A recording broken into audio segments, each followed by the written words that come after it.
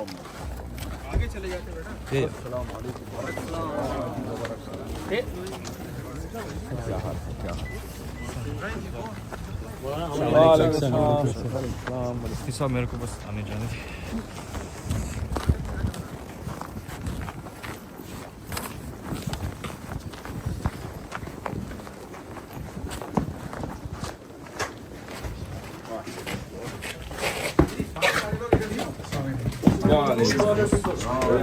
اچھا یہ تو پورا ٹائم شروع ہو گیا. چپل یہاں اتار دوں؟ جی جی آگے آگے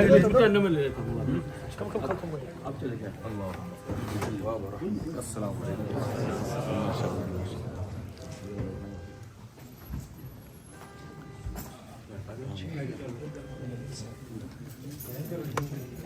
أعوذ بالله من الشيطان الرجيم بسم الله الرحمن الرحيم.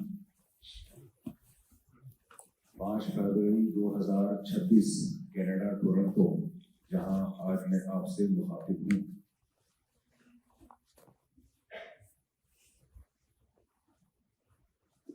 قاری صاحب نے جو ابھی آیتیں تلاوت کی ہیں، لئن اشرکت لیحبطن عملک ولتکونن من الخاسرین. اللہ تعالیٰ سے دعا کرتا ہوں اللہ تعالیٰ مجھے صحیح طرح سے بات کہنے کی، ہم سب کو سننے کی، ہم سب کو سمجھنے کی، اور اللہ پھر ہم سب کو اس پر عمل کی توفیق عطا فرمائے. ماشاءاللہ آپ لوگ بڑے جوش و خروش سے بیان سننے کے لیے آتے ہیں، جس سے آپ لوگوں کے دل میں دین کا جذبہ، دین کی قدر، اس کا اندازہ ہوتا ہے. یہ اللہ کا شکر ہے کہ آپ لوگ اپنے ملکوں سے ہجرت کر کے اپنے دین اور اپنے مذہب کو بھولے نہیں ہیں.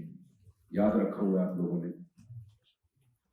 انڈیا سے بھی ہیں لوگ یہاں، بنگلہ دیش سے بھی ہیں، گجرات سے بھی ہیں، پتہ نہیں گجرات میں بھی کوئی ہے یا نہیں ہے. سارے گجراتی پوری دنیا میں پھیلے ہوئے ہیں. بار بار میں یہی سوچتا ہوں جہاں دنیا میں جاؤ گجراتی گجراتی گجراتی. بھائی گجرات میں بھی کوئی ہے یا نہیں ہے؟ میں کراچی میں لوگوں سے اکثر پوچھتا ہوں، وہاں گل احمد ایک بڑی زبردست کمپنی ہے کپڑوں کی نا، کہ آپ نے کبھی گل احمد کے کپڑے پہنے ہیں؟ وہ کہتے ہیں ہاں. میں کہتا ہوں پھر گل احمد نے کیا پہنا تھا؟ اگر گل احمد کے کپڑے آپ نے پہن لیے تو پھر گل احمد نے کیا پہنا تھا؟ تو گجرات سے سارے ہی نکل گئے، تو گجرات میں بھی کوئی ہے یا نہیں ہے؟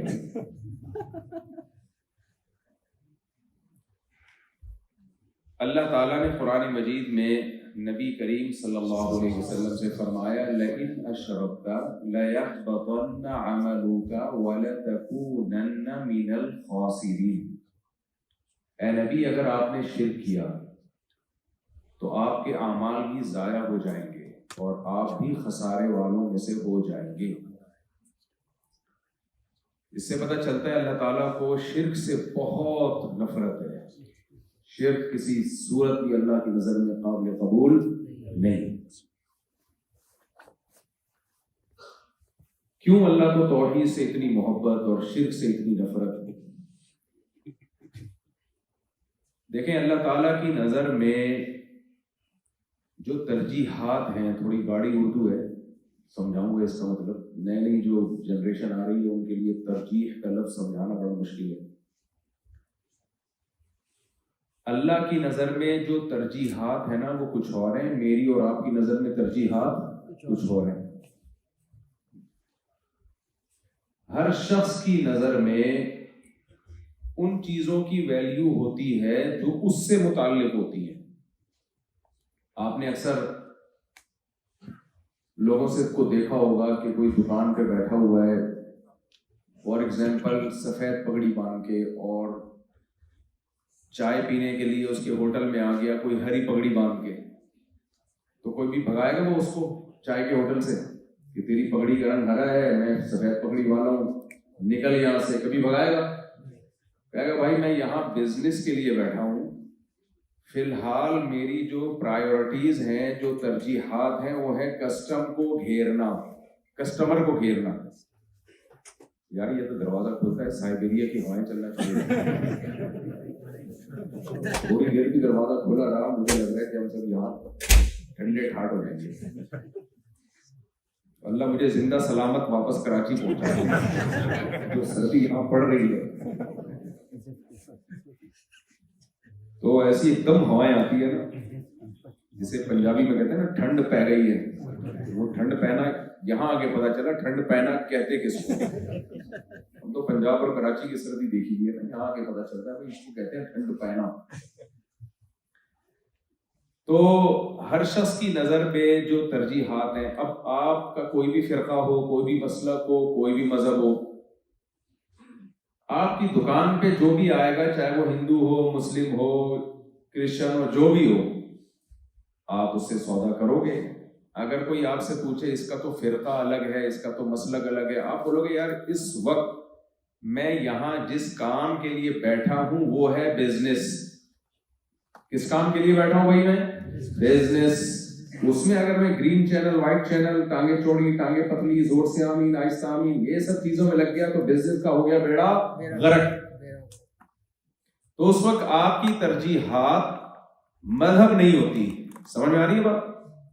اس وقت آپ کی ترجیحات مذہب نہیں ہوتی۔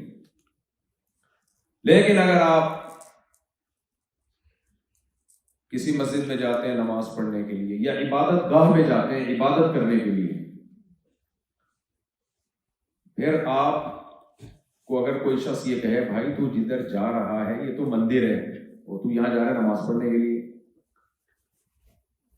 یا تو یہاں جا رہا ہے یہ تو چرچ ہے، تو جا رہا ہے یہاں نماز پڑھنے کے لیے، آپ کہیں میری صحت پہ اس سے کوئی فرق نہیں پڑتا، مندر ہو یا چرچ ہو، تو یہ غلط بات ہوگی کہ نہیں ہوگی؟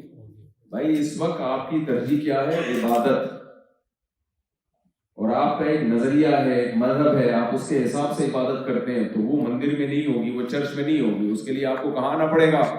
مسجد میں آنا پڑے گا۔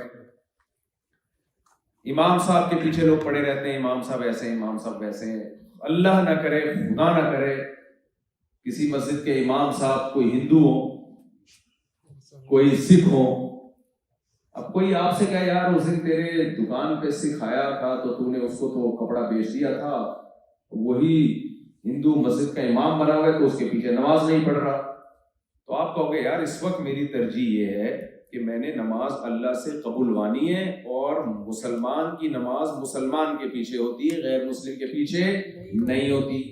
تو پتہ چلتا ہے کہ ہر جگہ ترجیحات مختلف ہو سکتی ہیں۔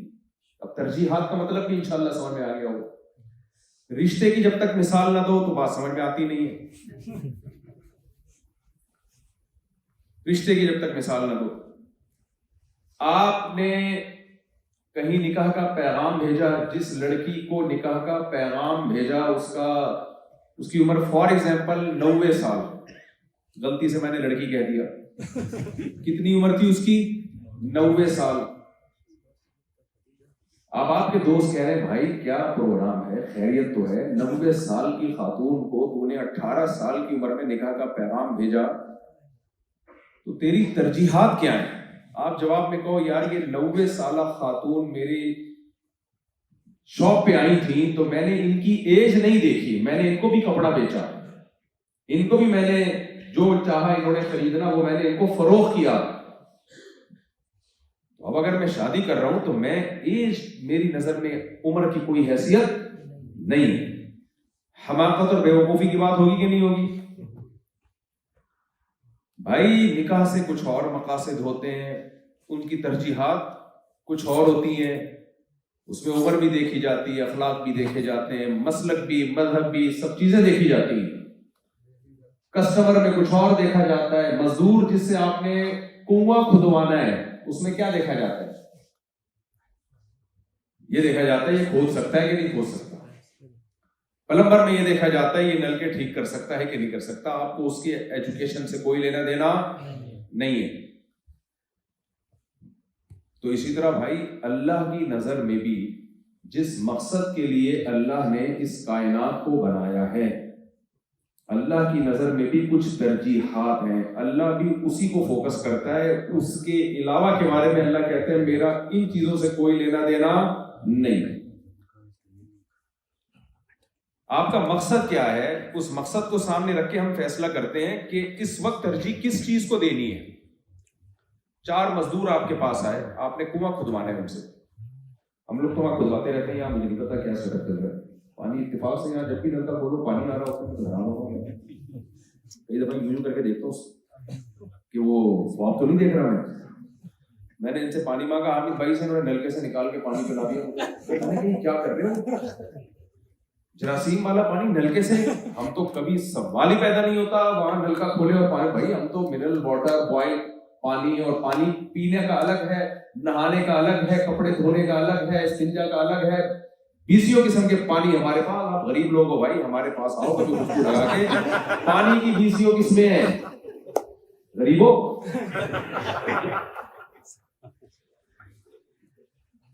तो इन्होंने नलका, जो वही किचन का नलका खोला, पानी पहने का, भाई ये लाइन का पानी पिला रहे हो? मैंने कहा लाइन में साफ पानी आता है। फिर मैंने यूं करके देखा कि मैं सो तो नहीं रहा। खैर टाइम लगता है थोड़ा सा सोसाइटी में एडजस्ट होने में।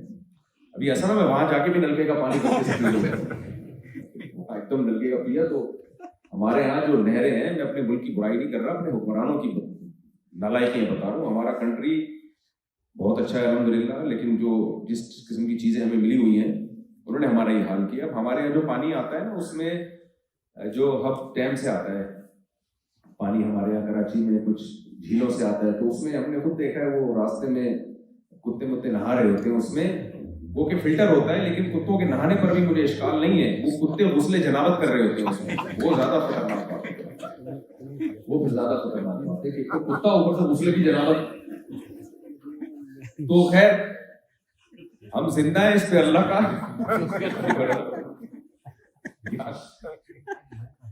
माइक ये इसमें लगा हुआ। तो यहाँ लोग आए ना, कराची से बहुत से लोग मिलते हैं मुझे, कहते हैं मैं 20 साल कराची में रहा, फिर आ गया। मैंने कहा बस 20 साल तुम रह लिए, जिंदा वापस आ गए, इस पे अल्लाह का शुक्र अदा करो। हमारा हौसला देखो 50 साल से जिंदा है। तो दुआ करो अल्लाह ताला हमारे हुक्मरानों को हिदायत दे, हमें भी कुछ नलका खोले तो साफ पानी मिले। खैर कहां से कहां बात चली गई। तो आपने 4 मजदूर बुलवाए कुआं खुदवाने के लिए। मकसद आपका क्या है? कुआं खुदवाना है, बोरिंग का पानी या कुएं का पानी, कुएं से पानी निकल आए। एक मजदूर उसमें इत्तेफाक से MBBS डॉक्टर निकला हुआ, बड़ा क्वालिफाइड, बड़ा पढ़ा लिखा, जॉब नहीं मिली थी तो कुएं खोद रहा है, वगैरह वगैरह, कोई भी वजह हो सकती है, लेकिन एजुकेटेड आदमी है, बड़ा जबरदस्त आदमी। आपने कहा तू कुआं कितनी देर में खोदेगा? वो कहता है मुझे कम से कम 6 महीने लगेंगे, जो मेरा कोई तजुर्बा कुएं खोदने का नहीं। मुर्दे दफनाने का तो है, यानी डॉक्टर पास मुर्दे की वो सबब बनते हैं मुर्दे दफनाने का, लेकिन कुएं खोदने का मुझे कोई तजुर्बा नहीं है, 6 महीने लगेंगे। दूसरा बड़ा हैंडसम, स्मार्ट, बड़ा खूबसूरत, बहुत प्यारा, ऐसा लग रहा है कोई किसी फिल्म का हीरो है। भाई तो कुआं कितनी देर में खोदेगा? उसने कहा कि यार ये कुआं खोदने में मुझे 5 महीने लगेंगे।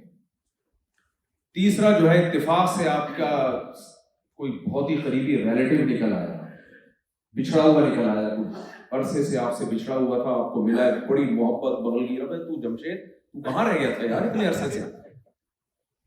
मैं तो तुझे कब से तलाश कर रहा हूँ। बड़े मिल के रो रहे हैं आपस में। अच्छा यार मैंने तुझे इस काम के लिए बुलाया, तो कितने अरसे में कुआं खोद देगा? उसने कहा 4 महीने लगेंगे। चौथा ऐसा है जो जाहिल। चौथा कैसा है? जाहिल, पहली क्लास से भागा हुआ, शक्ल ऐसी अंधेरे में नजर ही ना आए, अजीब सा डिजाइन बना हुआ है, बगलों से स्मेल आ रही है, ना तालीम, ना एजुकेशन, ना कोई खूबसूरती। आप उससे कहते हो यार थोड़ा परे रह के बात कर यार, स्मेल आ रही है, थोड़ा सा पीछे रह के बात कर, ये बता यार कुआं कितनी देर में खोदेगा? यार मिनटों का काम है। इसका काम है ऑर्डर दो, 24 घंटे के अंदर कुआं तैयार, और रेट भी मुनासिब, मजदूरी भी बहुत कम लूंगा। इस मौके पे आपकी नजर में जो आपका पर्पस है, जो आपका मकसद है, उसमें सबसे ज्यादा अहमियत और वैल्यू आप किसको दोगे? इस चौथे को दोगे आप। लोग कहेंगे यार इसमें तो हुस्न नहीं है, आप कहोगे भाई मैंने कोई शादी थोड़ी करनी है, मुझे حسن سے کیا لینا دینا یار یہ پڑھا لکھا نہیں ہے بھائی، میں نے اس سے کیا ٹیوشن تھوڑی پڑھوانا ہے اپنے بچوں کو؟ یہی کہو گے کہ نہیں کہو گے؟ یار اس میں بدبو کتنی آ رہی ہے، کوئی دولہا بنا کے اسٹیج پہ تھوڑی بٹھانا ہے ہم نے اس کو، یہی کہو گے نا؟ کراچی کے ہوگے تو ابے تبے سے بات کرو گے، آپ پنجاب سے ہوگے تو آپ ساتھ میں کچھ گالیوں کا اس میں. ہمارے دوست ہیں فیصل آباد کے، ان میں جھگڑا رہتا تھا دوست احباب سے، کوئی پیسے نہیں دے رہا تھا. میں نے کہا ایسے کون پیسے دیتا ہے، تمیز سے کون پیسے دیتا ہے، اس کو بولو نالائق گدھے، اس طرح کی میں نے گالیاں جو سکھا سکتا تھا. انہوں نے بولا ہمارے فیصل آباد میں یہ گالیاں، اس سے تو جو پیسے ملنے کا امکان ہے وہ بھی ختم ہو جائے گا. ان کو گالیاں نہیں سمجھا جاتا، ہمارے گالیوں کا لیول بہت اونچا ہے. چھوٹی موٹی گالیوں تو ایسا لگے گا وہ مذاق کر رہا ہوں میں اس کے ساتھ. خیر، تو آپ کی نظر میں اس موقع پہ سب سے زیادہ ویلیو کس کو ہوگی؟ چوتھے کو. بھائی پرپس کیا ہے؟ کنواں کھدوانا یار، یہ اس کام کے لیے اس سے زیادہ سوٹیبل کوئی بھی نہیں ہے. لیکن اگر بچی کے رشتے کی بات آتی ہے تو جو ہینڈسم ہے اس کو ویلیو دو گے، یا اگر پیسہ دیکھنا ہے تو ڈاکٹر صاحب کو ویلیو دو گے. پھر ہر شخص کی اپنی اپنی ترجیحات ہوتی ہیں وغیرہ وغیرہ. تو دیکھو اس سے ہمیں پتہ چلتا ہے کہ پرپس کو دیکھ کے، مقصد کو دیکھ کے فضیلت کا پتہ چلتا ہے کہ کس کی فضیلت زیادہ ہے، کس کی فضیلت کم. میرے اور آپ کا مقصد اس دنیا میں پیسہ کمانا ہوتا ہے. ٹورنٹو میں آپ کس سلسلے میں حاضر ہوئے ہو؟ پیسہ کمانے کے سلسلے میں حاضر ہوئے ہو، ورنہ اپنے ملکوں میں رہتے. صاف ہوا کے سلسلے میں حاضر ہوئے ہو. سلسلے والا تو پتہ ہی ہے نا، نئے نئے لوگ آتے ہیں. وہ ایک آدمی کی شادی ہوئی نا، بڑا عجیب تھا، تو دلہن کے کمرے میں گیا تو سمجھ میں نہیں آ رہا تھا بات چیت کا آغاز کیسے کروں. تو کہتے ہیں میری کل آپ سے شادی ہوئی تھی، اس سلسلے میں حاضر ہوئے. اس لیے مجھے سلسلے والا مطلب ہے میری آپ سے شادی ہوئی تھی اس سلسلے میں. اردو ادب کا جن کو ایسا ہو جائے تو جو ہے، تو آپ لوگ یہاں کس سلسلے میں حاضر ہوئے؟ بھائی پیسے کے لیے حاضر ہوئے ہو، یا آپ کو خیال ہوگا یہاں صحت اچھی ہوتی ہے، یا آپ کا خیال ہے وہاں گرمی بہت پڑ رہی تھی تو سائبیریا -18-20 ٹیمپریچر میں جا کے رہنا چاہیے. کوئی بھی وجہ ہوگی نا آپ کے یہاں آنے کی. مجھے ایک بات بتاؤ، آپ بنگلہ دیش سے، انڈیا سے، پاکستان سے اپنے ملکوں کو چھوڑ کر آئے، بغیر کسی وجہ کے نہیں آئے. تو کیا یہ ہو سکتا ہے کہ اللہ نے ہمیں پیدا کیا ہو اور بغیر کسی ریزن کے پیدا کر دیا ہو؟ یہ ممکن ہے؟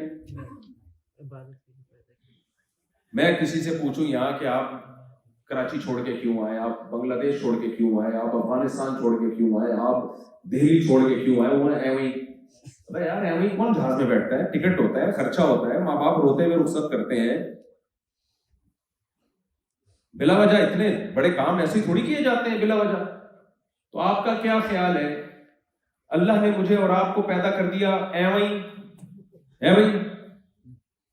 ایسے ہی پیدا کر دیا، کوئی مقصد نہیں ہے، کوئی ہمارے ذمہ کام نہیں ہے، بس جاؤ لائف کو انجوائے کرو، جو مرضی کرنا ہے کرو. یہ کیسے ہو سکتا ہے بھائی؟ وَسَخَّرَ لَكُم مَا فِي السَّمَاوَاتِ وَمَا فِي الْأَرْضِ. پوری کائنات اللہ کہتے ہیں میں نے تمہارے لیے بنائی ہے. پوری کائنات کس کے لیے بنائی؟ میرے اور آپ کے لیے بنائی. اور یہ اللہ کا دعویٰ نہیں ہے، اللہ نے یہ دعویٰ سچا بھی کر کے دکھایا.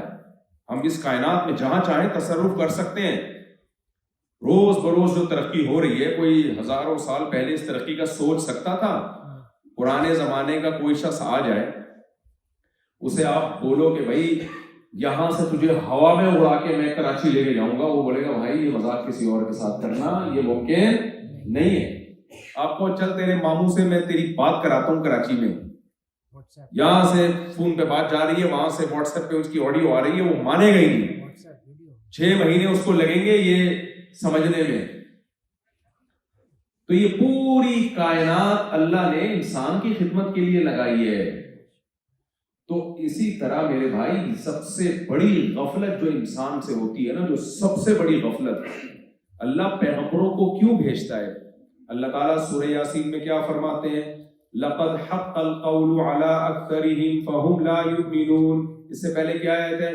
یاسین والقرآن الحکیم انک لمن المرسلین علی صراط مستقیم تنزیل العزیز الرحیم لتنذر قوما ما انذر آباؤهم فهم غافلون. مشرکین مکہ بار بار ایک سوال کرتے تھے کہ آپ کیوں پیغمبر ہو، کیوں خدا نے آپ کو پیغمبر کیوں بنایا، کیوں؟ بہت سارے اشکالات ہوتے تھے نا ان میں کہ ایک پیغمبر بنایا کیوں کسی کو بھی، پھر یہ تھا کہ بنانا تھا تو پھر آپ کو کیوں بنایا. یہ اسٹیپ بائی اسٹیپ ان کے سوال ہوتے تھے. جو ان میں بالکل ہی ملحد تھے وہ تو کہتے تھے کوئی پیغمبر نہیں ہے، خدا کو کیا ضرورت ہے کسی کو پیغمبر بنائے. تو اللہ نے بتایا میں اس لیے پیغمبر بناتا ہوں تاکہ وہ میرا پیغام لوگوں تک پہنچائیں اور وہ پیغمبر لوگوں کو غفلت سے نکال دے. سمجھ رہے ہیں؟ غفلت سے وہ غفلت کیا ہے؟ غفلت یہ ہے کہ جس کام کے لیے بھیجا گیا تھا وہ کام بھول نہ جائے. بالکل ایسے ہی ہے، 4 آدمیوں میں سے آپ نے ایک مزدور کی سلیکشن کی کہ یار اس میں نہ حسن و جمال ہے، نہ اس میں کوئی خوشبوؤں کے جھونکے آ رہے ہیں، اور نہ اس کے پاس ایجوکیشن ہے، لیکن جو کام میں نے لینا ہے اس میں یہ سب سے زیادہ یہ اس کام کا اہل ہے. اب وہ کام بھول گیا. آپ نے کہا چل بھائی میں تجھے اتنے پیسے دوں گا، اس کے لیے پانی کا انتظام بھی کیا، آپ نے شربت کا انتظام بھی کیا، شکنجی کا انتظام بھی کیا، کولڈ ڈرنک کا انتظام بھی، چائے بھی سارا لگا دیا. یار یہ بندہ بڑا مجھے قابل بندہ مل گیا ہے کنواں کھودنے کے لیے، 48 گھنٹے میں یہ کنواں کھود کے برابر کر دے گا. تو ایسا ہے کہ اس کو بھوک لگے گی تو کھانا کھلا دینا بیٹا، ایسا نہ ہو کھانا کھانے چلا جائے اپنی نانی کے یہاں. ہمارے یہاں مزدور یہی کر رہے ہوتے ہیں. ایک کسی عورت نے بد دعا دی کسی کو، اللہ کرے تیرے گھر میں مزدور آئے ہیں. بندے نے کہا یار یہ تو دعا ہے، جب مزدور آئے نا تو پتا چلا کہ مزدوروں کا گھر میں آنا وہ نکلتے نہیں ہے. پتا ہے نا آپ کو، مزدور ایک دفعہ گھر میں گھس جائے نا اور ایڈوانس میں پیسے دے دیے وہ گئے کام سے. کبھی نانی کے جا رہا ہوگا، کبھی اس کی پھپھو کا انتقال ہو جائے گا، کبھی چاچی کا. یہ مسئلے کبھی ختم ہی نہیں ہوں گے. اور ہو کیا رہا ہوگا وہ کہیں اور بھی اس نے پروجیکٹ شروع کر دیا. یہ ہم لوگ تو یہی چیزیں دیکھ رہے ہیں. یہاں کا مجھے پتا نہیں ہے یہاں بھی ایسے. اچھا یہاں بھی ایسے یہ کامن مسئلہ. تو آپ کو پتا ہے یہ مزدور بہانہ کر کے کبھی نانی کے یہاں چلا جائے گا، کبھی پھپھو کے یہاں چلا جائے گا، کبھی اس کی بہن کی شادی ہوگی، کبھی فلانے کی شادی ہوگی. یہ جتنے مسائل میں یہ 48 گھنٹے کا کام اگر میں نے اس کے یہ ساری ضرورتیں ادھر پوری نہیں کی تو یہ کام کو فوکس نہیں کرے گا. لہذا اس کی ساری ضرورتیں یہیں پہ پوری کرو. ہمارے ایک دوست تھے بڑے ایگریسو سے جذباتی قسم کے آدمی ہیں. ان کی جب شادی ہوئی تو مجھے کہنے لگے کہ میرے سسرال والوں نے مجھے کہا کہ دیکھو پہلی شب برات جو ہے ہماری بیٹیاں ہمارے گھر پہ گزارتی ہیں، اور پہلی عید اور بقرعید بھی ہماری بیٹیاں ہمارے گھر پہ.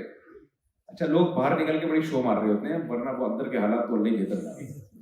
تو مجھے کہتے ہیں میں نے کہا اب اس کی ہر شب برات ادھر ہو. وہ مجھے بتا رہے تھے کہ میرا سسرال پہ رو اب اس کی جتنی شب براتیں کہاں ہوں گی میرے گھر پہ ہوں.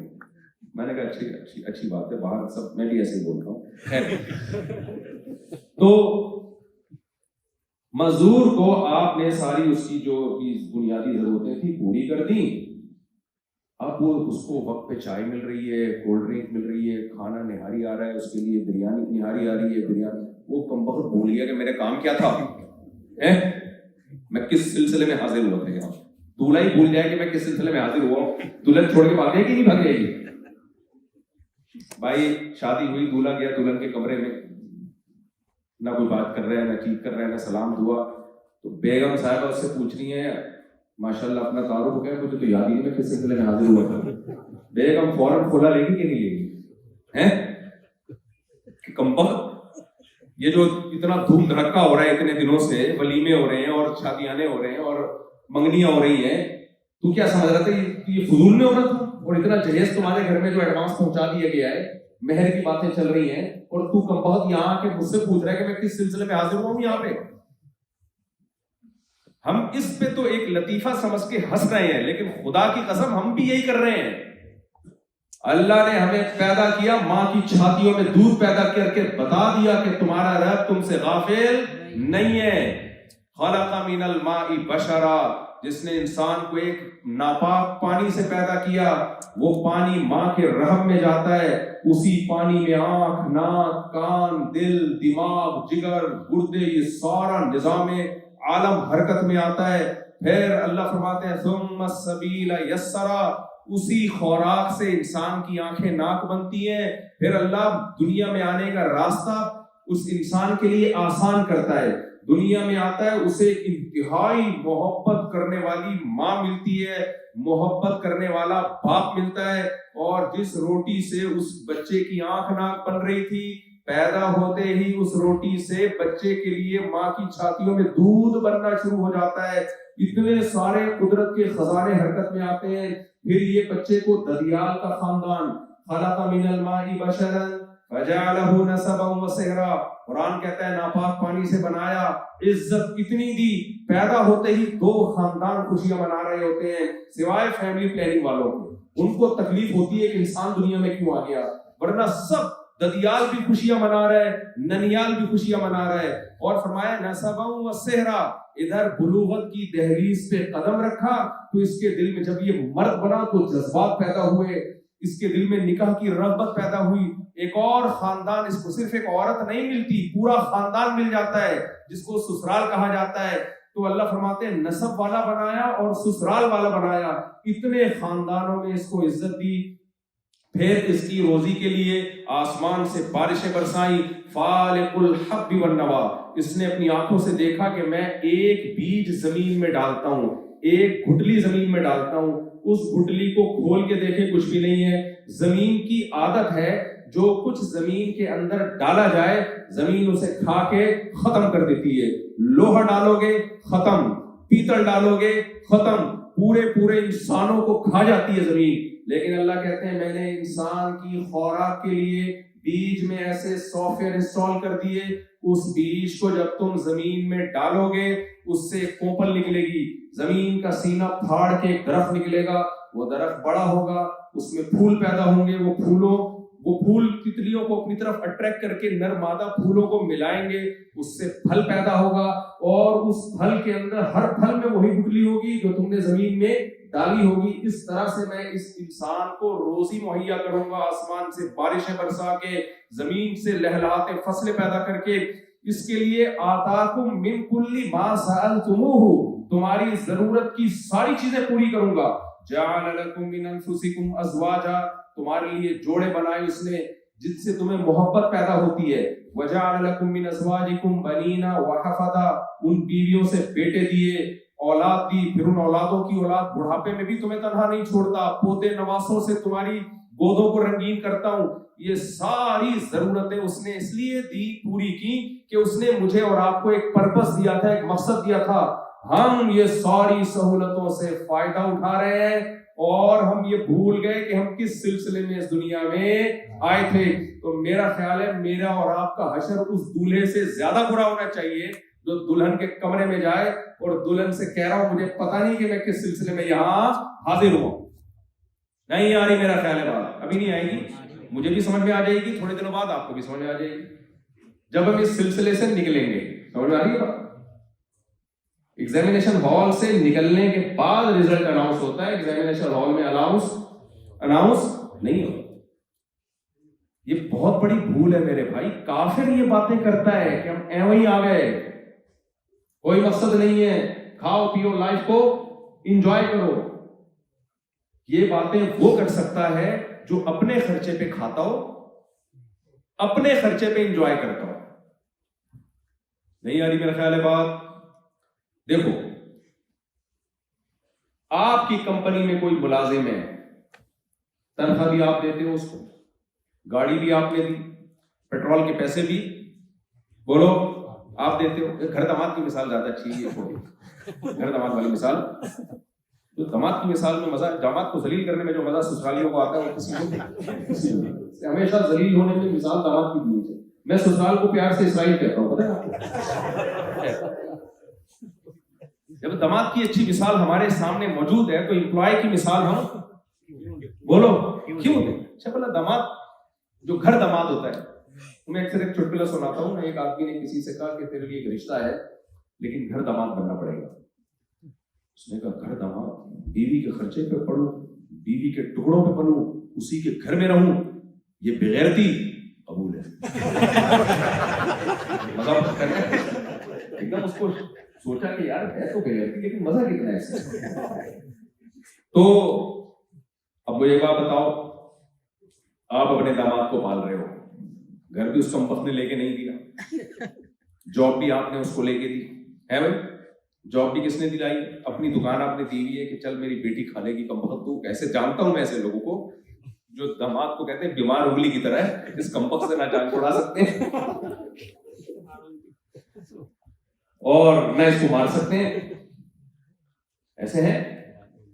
تو آپ کے خرچے پہ جاب بھی آپ نے دلائی اس کو, گھر کا رینٹ بھی آپ دے رہے ہو.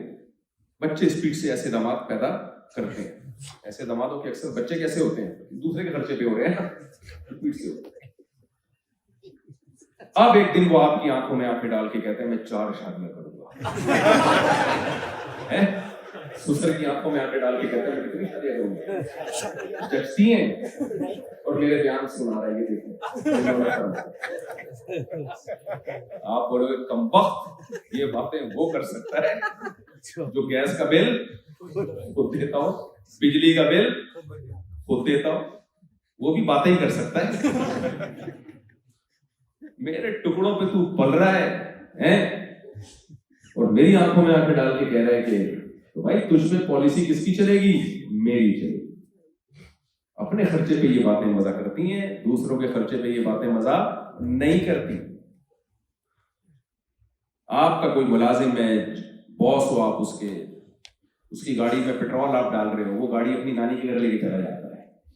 کمپنی نے اس کو گیس ڈال کے دی کہ بھائی یہ کمپنی کے کام کے لیے, وہ سارے ایونٹ میں وہ گاڑی, وہ دولہے کی کرائے پہ چل رہی ہے وہ گاڑی جو کمپنی نے دی اس کو.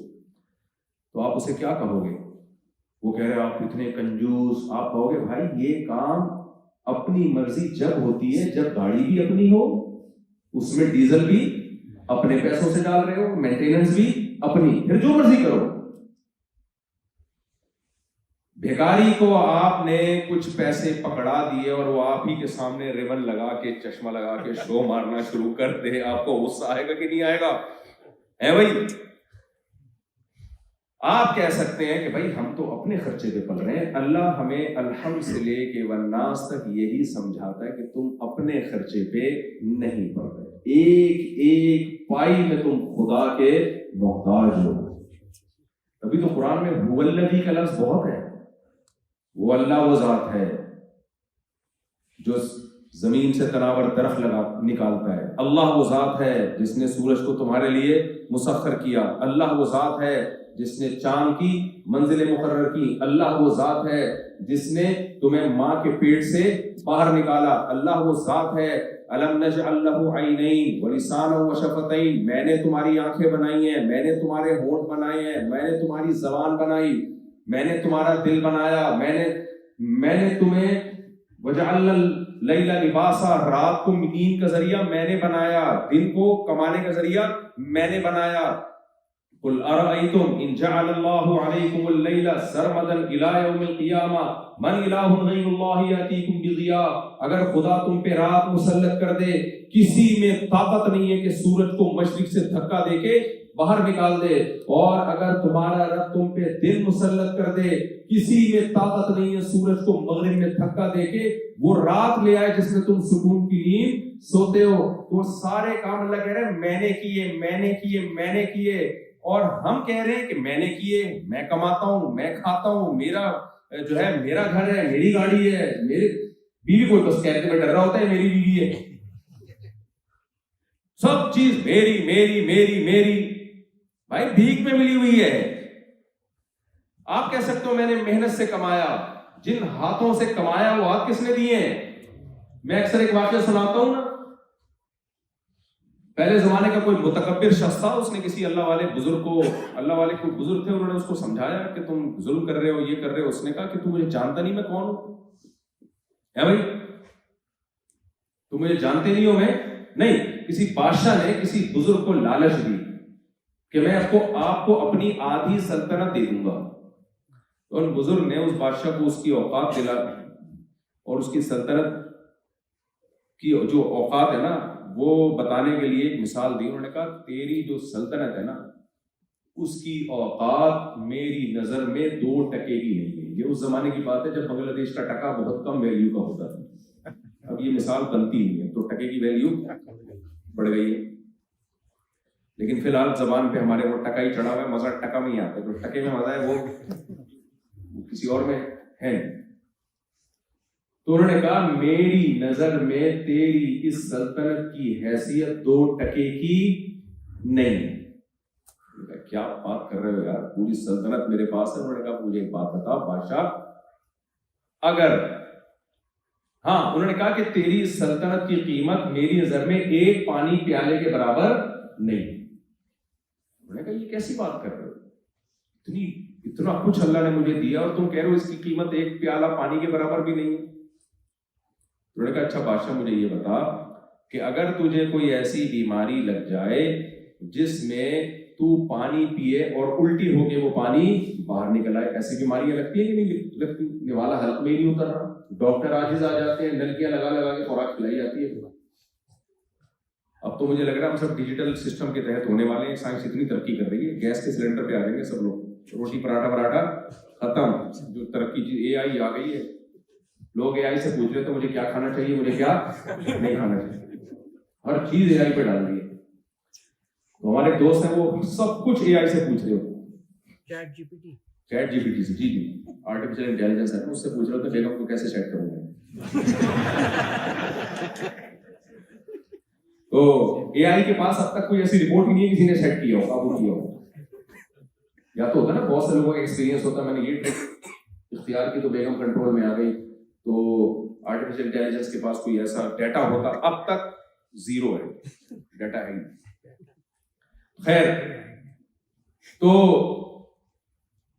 میں کیا کہہ رہا تھا, وہ ہاں پیالے کی مثال دے رہا تھا میں. تو بادشاہ سے انہوں نے کہا, بزرگ نے, کہ دیکھ تجھے پیاس لگ رہی ہے لیکن جب تو پانی پیتا ہے تو وہ سارا پانی الٹی ہو کے نکل آتا ہے. تو علاج کرا کے تھک گیا, بیزار آ گیا. اس زمانے میں حکیم ہوا کرتے تھے. کوئی حکیم نے کہا کہ میں اس شرط پہ تیرا علاج کروں گا کہ تو آدھی سلطنت مجھے دے دے, اس کے بغیر تیرا علاج نہیں ہو سکتا. تو کیا کرے گا, آدھی سلطنت اس کو دے دے گا. تو اس نے کہا یار میں نے اس سلطنت کا کرنا کیا ہے کہ 1 پیالہ پانی میرے حلق میں اترے ہی نہیں, کیا کروں گا میں اس کو, یہ تو ممکن کیا کرنا ہے, میں نے جب پانی نہیں اترنا. انہوں نے کہا چل تو نے آدھی سلطنت اس کو دے دی, وہ پیالہ اس نے کوئی ایسی چورن چٹنی کچھ کھلا دی تجھے, کوئی دوا کھلا دی کہ اب وہ پیالہ تیرے حلق میں اتر گیا, لیکن اب پیشاب بن کے نکل نہیں رہا, رک گیا. یہ پروسیس ہوتا ہے نا, خوراک کو نکلنا بھی تو ہوتا ہے. اب وہ رک گیا. اب تو علاج کرا کے تھک گیا, وہی حکیم آیا, اس نے بولا باقی آدھی بھی دے گا تو علاج کرے گا. بادشاہ کی تو کوشش ہوتی ہے گردن اڑا دینا ایسے حکیموں کی. پہلے زمانے میں بادشاہ بات پہ کیا اڑایا کرتے تھے, گردن. تو لیکن بادشاہ کو یہ خطرہ ہے کہ اسی کی گردن اڑا دی, ایک ہی آپشن بچا ہے میرے پاس علاج کا, وہ بھی کیا ہو جائے گا, ختم. بادشاہ تجھے پتا ہو کہ اس کے علاوہ تیرا علاج کسی اور کے پاس نہیں ہے. اب یہ باقی آدھی سلطنت اس سے مانگ رہا ہے اس شرط پہ کہ وہ پانی جو تو نے پیا ہے وہ پیشاب بن کے نکل جائے, رکے نہیں مسانے میں. تو دے دے گا. اس نے کہا بھائی میں اس سلطنت کا کیا کروں گا, میں تو تکلیف سے مر رہا ہوں گا, میرا پیشاب ہی بند ہو جائے گا, تو میں کیا کروں گا, تو میں یقیناً آدھی دے دوں گا. تو ان بزرگ نے کہا کہ دیکھ تیری سلطنت کی قیمت چند منٹوں میں تو نے 1 پیالہ پانی لگائی ہے, اور میرا رب روزانہ جب میں چاہتا ہوں مجھے فری میں پانی پلاتا بھی ہے, اور جب ضرورت ہوتی ہے پیشاب بنا کے نکالتا بھی ہے. وَإِن تَعُدُّوا نِعْمَةَ اللَّهِ لَا تُحْصُوهَا, اللہ کہتے ہیں اللہ کی نعمتوں کو کاؤنٹ کرنا شروع کر دو. قُلْ لَوْ كَانَ الْبَحْرُ مِدَادًا لِكَلِمَاتِ رَبِّي لَنَفِدَ الْبَحْرُ قَبْلَ أَن تَنْفَدَ كَلِمَاتُ رَبِّي وَلَوْ جِئْنَا بِمِثْلِهِ مَدَدًا. اللہ کہتے ہیں تم جتنے بھی دنیا میں درخت ہیں ان کو قلم بنا لو, اور جتنے دنیا میں سمندر ہیں ان کو سیاہی بنا لو. قرآن وہی مثالیں دیتا ہے نا جو عرب کے سادہ مزاج لوگوں کی سمجھ میں آ جائے. کچھ لوگ کہتے ہیں نا قرآن سائنس کی کتاب نہیں ہے ایسی, تو قلم کی مثالیں دے رہا ہے. بھائی سب سے پہلے مخاطب قرآن کے کون تھے, عرب تھے نا. ان کو اگر قرآن کمپیوٹر کی مثالیں دینا شروع کر دیتا کہ تم کمپیوٹر سے جتنے لوگ بٹھا کے ٹائپ کرنا شروع کر دو تو 1400 سال تک تو انسان کو سمجھ میں نہیں آتا. اس لیے قرآن نے قیامت تک کے لیے آیا تو وہ مثالیں دی ہیں جو اس دور سے لے کے قیامت تک آنے والے انسان کی سمجھ میں آ جائے. تو اللہ نے فرمایا ہے کہ سارے سمندروں کی کا پانی سیاہی بن جائے اور جتنے دنیا میں درخت ہیں ان کو کاٹ کاٹ کے تم کیا بنا لو؟ قلم بنا لو، جس کو کینیڈا میں پین کہتے ہیں، صحیح ہے؟ اور اللہ نے جو تم پر احسانات کیے ہیں وہ لکھنا شروع کرو. ابھی تو آپ کے ذہن میں 2-4 احسان آ رہے ہوں گے، اللہ نے آنکھیں دے دی، ناک دے دی، وغیرہ وغیرہ چند ہی آ رہے ہوں گے. لکھنا شروع کرو سوچ سوچ کے. اللہ کہتے ہیں سمندروں کی سیاہی ختم ہو جائے گی اور درختوں کے قلم گھس گھس کے ختم ہو جائیں گے. اللہ کے کلمات اور اللہ کے احسانات ختم نہیں ہوں گے. تو میرے بھائی یہ کتنی بڑی احسان فراموشی ہے. جس رب نے پیدا کیا اس کے پیدا کرنے میں ہم اس کے ارادے کے محتاج، دنیا میں لایا اس میں ہم اس کے ارادے کے محتاج، ماں کی چھاتیوں میں دودھ پیدا کیا یہ کس نے کیا؟ ہم اس کے محتاج. اس دودھ پینے کا طریقہ اسی نے ہمیں ماں کے پیٹ میں سکھا کے بھیجا. بچہ آ کے ڈاکٹروں سے نہیں پوچھتا کہ میں نے اب کیا کرنا ہے سروائیو کرنے کے لیے. قدرت اس کو سکھا کے بھیجتی ہے کہ کہاں دودھ ملے گا اور حلق میں اترے گا کیسے. اترتے ہی ماں کی چھاتیوں کی طرف لپکنا شروع کر دیتا ہے. ایسا گھننا ہوتا ہے، گھننا سمجھتے ہیں؟ دیکھنے میں لگے بڑا معصوم، لیکن اس کو پتا ہے خوراک کہاں ہے. صحیح ہے، یہ پتا ہوتا ہے خوراک کہاں سے ملے گی. اتنا ہوشیار ہوتا ہے وہ. ہر وقت پہ ہماری ہر ضرورت پوری ہو رہی ہے اور ہمیں پتہ ہی نہیں کہ ہم کس سلسلے میں یہاں. بولو. یہ پتا ہے کینیڈا کیوں آئے ہیں، ٹورنٹو کیوں آئے ہیں، امریکہ کیوں آئے ہیں، جاپان کیوں آئے ہیں. یہ نہیں پتا کہ دنیا میں کیوں آئے ہیں. کافر نے اس سوال کا جواب بہت آسان کر دیا. کافر نے کیا کیا؟ جب اس سے پوچھا جاتا ہے نا تم یہاں کیوں آئے، اس نے بہت آسان کر دیا. اس نے کہا ہم آئے تھوڑی، ہمیں کوئی لایا تھوڑی ہے اتفاق سے آ گئے. ہمیں کوئی ارادے سے دنیا میں لایا نہیں ہے. ایک سائنسی پروسیس ہے، سائنٹیفکلی ایسا ہوتا ہے. ایکچولی جب بایولوجی کا علم ابھی مولویوں نے پڑھا نہیں، بایولوجی تھوڑی پڑھ لیتے ہیں نا، تھوڑی سائنس وائنس پڑھ لیتے، یہی باتیں ہو رہی ہیں نا آج کل.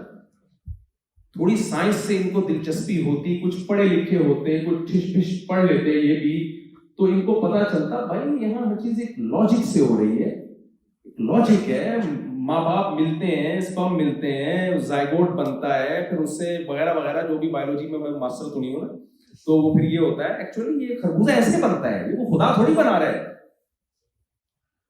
بھائی. یہ جو خربوزے کا بیج ہے اس پہ تو پورے مقالے ہیں نا، بیج سے کیسے پودا بنتا ہے، یہ تو ایک پورا پروسیس ہے، اس کے تحت یہ سب چیزیں بنتی ہیں. خدا کہاں ہے بھائی؟ ارے تو انسان جمشید کیسے بن گیا؟ وہ کہہ رہے ہیں ایکچولی یہ ونس اپون اے ٹائم. مولویوں کو انگلش تو آتی نہیں، یہ کیسے بتائیں گے کہ انسان کیسے بنا؟ ونس اپون اے ٹائم ایک دھماکہ ہوا تھا اور اس دھماکے کے نظر میں نتیجے میں سورج چاند ستارے وغیرہ وغیرہ، پھر ڈائناسور وجود میں آئے. اتنے بڑے بڑے نہیں، وہ اس زمانے کی چھپکلیاں، تو اتنی بڑی بڑی چھپکلیاں وجود میں آئی، پھر ایک سے آ کے ٹکرایا اس سے، پھر وہ ڈائناسور کتنے ملین سال پہلے وہ مارکیٹ سے شکر الحمدللہ شارٹ ہو گئے. پھر کیا ہوا بھائی؟ تو سائنسی تصرفات ہیں اور یہ آج کی بات نہیں ہے. نبی کریم صلی اللہ علیہ وسلم کے دور میں جب نبی نے بتایا نا تمہیں خدا نے پیدا کیا ہے اور کوئی پرپز ہے، اس کا مقصد ہے، وہ تم سے حساب و کتاب لے گا، اس وقت کے ملحد لوگ بھی یہی باتیں کیا کرتے تھے. ان ہی الا حیاتنا الدنیا نموت ونحیا وما یہلکنا الا الدہر. ارے بھائی یہ سب خود بخود ہو رہا ہے. کوئی زہر کھائے گا تو مرے گا، تو خدا نے تھوڑی مارا ہے، وہ تو زہر نے مارا ہے اس کو. کوئی آگ میں جل گیا تو مر گیا نا. یہ تم کہتے ہو خدا زندگی دیتا ہے، خدا موت دیتا ہے، تو کیا خدا کہاں ہے؟ آگ میں کرنٹ لگے گا تو مرو گے، ہارٹ اٹیک ہوگا تو کیا ہوگا؟ جب تم صبح شام پراٹھے پھوڑو گے بیٹھ کے، کولیسٹرول جمے گا تو اٹیک نہیں ہوگا تو کیا ہوگا؟ بلا وجہ تم نے لوگوں کو بیوقوف بنایا ہے. اللہ ہے جو زندگی دیتا ہے، اللہ ہے جو موت دیتا ہے، اللہ ہے جو ماں کے پیٹ سے باہر نکالتا ہے، اللہ ہے جو ماں کی چھاتیوں میں دودھ پیدا کرتا ہے، اللہ ہے جو بارش. اللہ کہاں بارش برسا رہا ہے بھائی؟ سن لائٹ جب پڑے گی سمندروں پہ تو پانی کی عادت ہے، جب وہ ہیٹ اپ ہوتا ہے تو وہ اسٹیم بن کے ہوا میں جائے گا نا، اوپر جائے گا. میں نہیں سمجھا پا رہا میرا خیال بھائی. یہی کہتے ہیں نا ارے بارشیں اللہ برساتا ہے. بھائی یہ مولویوں نے بیوقوف بنایا، 70 حوروں کے چکر میں تم لوگ کو ڈالا ہوا ہے. دوسرا کہہ رہے ہیں مولویوں نے 70 حوروں کے چکر میں ڈالا ہے تم لوگوں کو. تو بھائی جب سن لائٹ پڑے گی سمندر پہ تو سائنس کیا کہتی ہے؟ پانی بھاپ بن کے اوپر جائے گا کہ نہیں جائے گا؟ یہ تو سائنس ہے. یہ کیا ہے؟ سائنس. مولویوں نے سائنس پڑھی ہوئی ہوتی ہے تو اوٹ پٹانگ باتیں کہ اللہ بارش برسا رہا ہے اور اللہ جو ہے وہ دانے کو پھاڑتا ہے جس سے تناور درخت نکلتا ہے. بھائی بایولوجی تھوڑی سی پڑھ لیتے.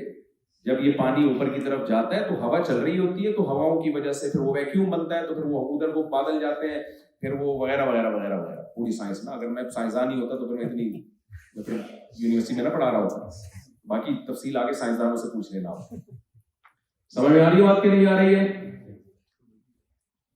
تو یہ تو سارا لاجک کے تحت ہو رہا ہے. ہاں مولوی ہوگا تو ان لاجیکل باتیں کرے گا, جن چڑیل بھوت کی باتیں کرے گا, وہ برکت کی بات کرے گا. انشاءاللہ کہنا بہت ضروری ہے. اللہ نے چاہا تو بھائی شادی ہو جائے گی, ورنہ وہی مثال دوں گا جو آپ لوگ کو دلچسپی ہے نا. یہ اللہ نے چاہا کیا ہوتا ہے یار, کسی بھی چیز کے اسباب ہو تو کام ہوتا ہے, اسباب نہیں ہو تو کام نہیں ہوتا. اس لیے اکثر میں دیکھتا ہوں تو کمنٹس لوگوں کے آ رہے ہوتے ہیں, یہ جتنے مذہبی لوگ ہیں ان لاجیکل باتیں کرتے ہیں. کون سی باتیں کرتے ہیں؟ کہتے ہیں برکت کیا ہے؟ 10 روپے کا مطلب 10 روپے, 20 روپے کا مطلب 20 روپے. برکت کیا ہے؟ کہتے ہیں حلال کماؤ گے تو برکت ہوگی. تو پھر زرداری صاحب سے استغفر اللہ, پھر وہ غلطی سے مثال دینا تو میرے منہ سے غلطی سے غلط چیزیں نکل جاتی ہیں. مطلب یہ کہ پھر وہ صدر کیسے بن گیا؟ اگر برکت تھی تو صدر بنے ہے نا. کیا حج عمرے کی ویکینسی سے کمایا ہے؟ حلال ذبیحہ بیچ کے کمایا ہے جو صدر بن گئے؟ برکت بیچارے موچی کو دیکھ لو جا کے, سارا دن حلال کماتا ہے, ساری زندگی چٹائی پہ گزر جاتی ہے. اور یہ مولویوں نے ڈالا ہے چکر میں حلال کماؤ گے تو برکت ہوگی. بھائی برکت تو ہمیں حرام میں نظر آ رہی ہے. کیا خیال ہے, اس سے زیادہ کوئی برکت کی مثال بن سکتی ہے؟ میں دوبارہ دہراؤں گا نہیں, وہ سوچ لیں آپ پرانی. وہ میں ایڈٹ کروا دیتا ہوں.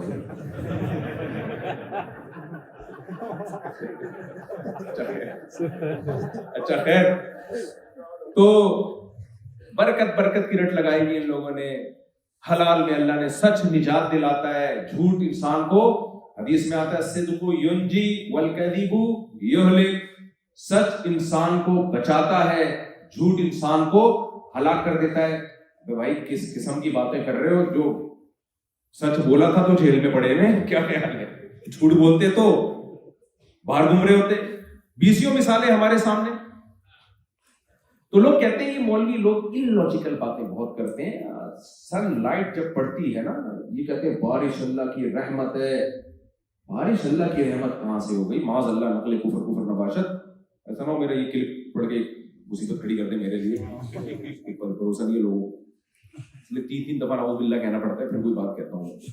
تو بھائی سن لائٹ جب پڑے گی سمندر پہ تو ہیٹ کی وجہ سے پانی اوپر جائے گا, اور پھر ہوائیں جس سمت کو ہوں گی اس سمت کو پانی کو لے کے جائیں گی. جب وہ بھاری ہوگا تو نیچے گرے گا, اور پھر حسن اتفاق ہے کہ وہ زمین میں محفوظ بھی ہوگا, اور پھر انسان پیے گا بھی.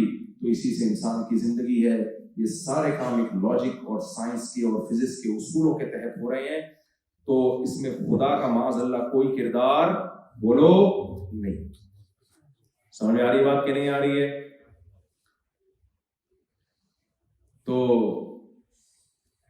میں اکثر, ابھی میں نے یونیورسٹی میں ایک مثال دی ہے, جو میرے پرانے لوگ ہیں نا وہ اس مثال سے بور ہو چکے ہوں گے, لیکن مثال ہے بڑی خاندان. یہ مثال کیا ہے بڑی خاندان. اس لیے میں نہیں بور ہوتا اس مثال کو بار بار دیکھتے ہوئے.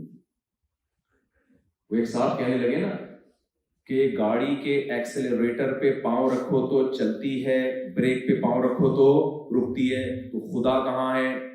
کیا خیال ہے بھائی؟ خدا کو تو ہم جب مانے ایکسلریٹر پہ پاؤں رکھو تو رکے, وہ روک دے, اور بریک پہ پاؤں رکھو تو وہ چلا دے. تو ہر کام اس کائنات میں ایک لاجک کے تحت ہو رہا ہے. ہر چیز کا کوئی نہ کوئی سبب ہے. سائنسدان بتاتے رہتے ہیں یہ اس لیے ہوا, یہ اس لیے ہوا, یہ کیوں مرے, یہ اس لیے مر گئے تھے, یہ پیدا کیوں ہوئے بھائی اس لیے, یہ پروسیس ہوگا تو پیدا ہی ہونا ہے. ہم لوگ کس سلسلے میں پیدا ہوئے بھائی دنیا میں؟ کیوں بچے ہوئے ہم زندہ؟ کھانے کو مل رہا ہے, نہیں ملے گا تو ہم کیا ہوں گے؟ مر جائیں گے. تو یہ تو سارا لاجک کے تحت ایک کام ہو رہا ہے. تو انسان بھی اسی طرح وجود میں آیا. ایک سیل تھا, پھر وہ جو ڈارون کی تھیوری ہے کہ پھر ہوتے ہوتے ہوتے ہوتے جمشید بن گیا. سمجھ میں آ رہی ہے بات؟ یعنی ڈارون کی نظر میں جو زندگی کی جو ارتقاء کا جو آخری فرد ہے نا وہ جمشید ہے. یعنی جمشید جیسے لوگ. اب مجھے نہیں پتا ایوالو ہو کے اس سے آگے ہم کیا بنیں گے. ڈارون صاحب یہ بول کے چلے گئے. تو کافر نے خدا سے جان چھڑانے اور خدائی تعلیمات اور پرپز آف لائف کیا ہے، ان تمام سوالات سے جان چھڑانے کے لیے آسان حل یہ تلاش کر دیا کہ بھائی ہمیں بنایا نہیں گیا، ہمیں یہ کائنات کو ڈیزائن نہیں کیا گیا، ہم خود بخود بولو بنے. قصہ ہی ختم. اس کی مثال ایسے ہی ہے، وہی داماد کی مثال لے لیتے ہیں دوبارہ، اس کو دوبارہ ذلیل کرتے ہیں. صحیح طرح ذلیل ہوا نہیں. آپ نے اس کو کہا کہ بھائی تو اپنے خرچے پہ نہیں ہے، گیس کا بل میں دے رہا ہوں، بجلی کا بل میں دے رہا ہوں. وہ کہے نہیں، یہ آٹومیٹیکلی ایک سسٹم لگا ہوا ہے، یہ ایک سسٹم ہے. میرے ابا انسٹال کر کے گئے تھے کہ میں جس گھر میں جاؤں گا اس کا بل آٹومیٹیکلی پے ہو جائے گا. تو آپ مزید ذلیل کرو گے کہ نہیں کرو گے اس کو؟ میرے بھائی اللہ نے قرآن میں اس کا انکار نہیں کیا کہ یہ سسٹمیٹک نہیں ہے سب کچھ. قرآن کہتا ہے اس کا سسٹمیٹک ہونا خدا کے وجود کی دلیل ہے. خدا نہ ہوتا تو سسٹم نہ ہوتا. دیکھو یہاں ٹورنٹو میں سسٹم ہے یا نہیں ہے؟ اس سے پتہ چلتا ہے کوئی گورنمنٹ ہے، کوئی حکومت ہے. برف زیادہ گرتی ہے، آ جاتے ہیں اس کو اٹھانے کے لیے. اگر گورنمنٹ نہ ہوتی، جنگل ہوتے، کوئی حکومت ہی نہ ہوتی تو کوئی برف اٹھانے آتا؟ ہیٹر لگے ہوئے ہیں یہاں پہ. آپ کہیں یار، میں کہوں کہ یار کسی نے ہیٹر لگایا تھا، کہ ہیٹر ویٹر کیا گرمی. میں کہوں یار کوئی ہے جو خیال کر رہا ہے مسجد کی مینجمنٹ میں کہ یہاں اتنی مائنس ٹیمپریچر میں آپ لوگ جو ہے وہ بڑے آرام سے بیٹھے ہوئے ہیں. کیا آرام سے کیوں بیٹھے؟ ہیٹر ہے، پیچھے گیس کا نظام ہے، وہاں سے چولہے لگے ہوئے ہیں، وہ گرم ہو رہی ہے، گیس نکل رہی ہے یا پانی گرم ہو رہا ہے اس سے. انتظامیہ کہاں بھائی؟ ہر چیز کیا ہے؟ سسٹمیٹک ہے. تو انتہائی اعلیٰ درجے کی حماقت ہوگی کہ نہیں ہوگی بھائی؟ سسٹمیٹک ہونا یہ اس بات کی دلیل ہے کوئی سسٹم بنانے والا ہے. بنانے والا نہ ہوتا تو چیزیں سسٹمیٹک نہ ہوتی. یہ کیا بات ہے؟ سورج ایک ہی ٹائم پہ وائٹامن ڈی بھی دے رہا ہے آپ کو، ایک ہی ٹائم پہ اتنی بارشیں بھی برسا رہا ہے جو زمین میں حیات کے لیے کافی ہیں. انہی بارشوں سے بیسیوں کام لیے جا رہے ہیں، زمین کو تربی کیا جا رہا ہے. انہی بارشوں سے تناور درخت بھی پیدا کیے جا رہے ہیں، انہی سے آم، کیلے، انگور، خربوزے بھی انہی بارشوں سے پیدا ہو رہے ہیں. وہی بارش کا پانی زمین میں جاتا ہے تو بہت نیچے نہیں جاتا. قل ارأیتم ان اصبح ماؤکم غورا فمن یأتیکم بماء معین. اللہ کہتے ہیں اگر سسٹم نہ ہوتا تو پانی زمین میں جاتا، گریوٹی کی وجہ سے جاتا ہی رہتا. جتنا مشکل پیٹرول نکالنا ہوتا اس سے زیادہ مشکل پانی نکالنا ہوتا. میں نے سسٹم ایسا بنایا ہے پیٹرول تو نیچے جائے گا، پانی ایک جگہ پہ جا کے رک جائے گا تاکہ تمہارے لیے اس پانی کو نکالنا آسان ہو. اور یہ سارا سسٹم میرا بنایا ہوا ہے کہ آم کی گٹلی تم زمین میں ڈالتے ہو، تناور درخت پیدا ہوتا ہے، پھول پیدا ہوتے ہیں، ہر چیز ہے سسٹمیٹک. لیکن کیا خاندانی سسٹم ہے؟ اس پھول سے پھل پیدا ہوتا ہے اور اس پھل میں ہر ایک پھل میں وہی گٹلی جو تم نے زمین میں ڈالی تھی تاکہ قیامت تک آم پیدا ہونے کا یہ سیٹ اپ چلتا رہے. چاند کی منزلیں طے کر دی. الشمس ينبغي لها ان تدرك القمر ولا الليل سابق النهار.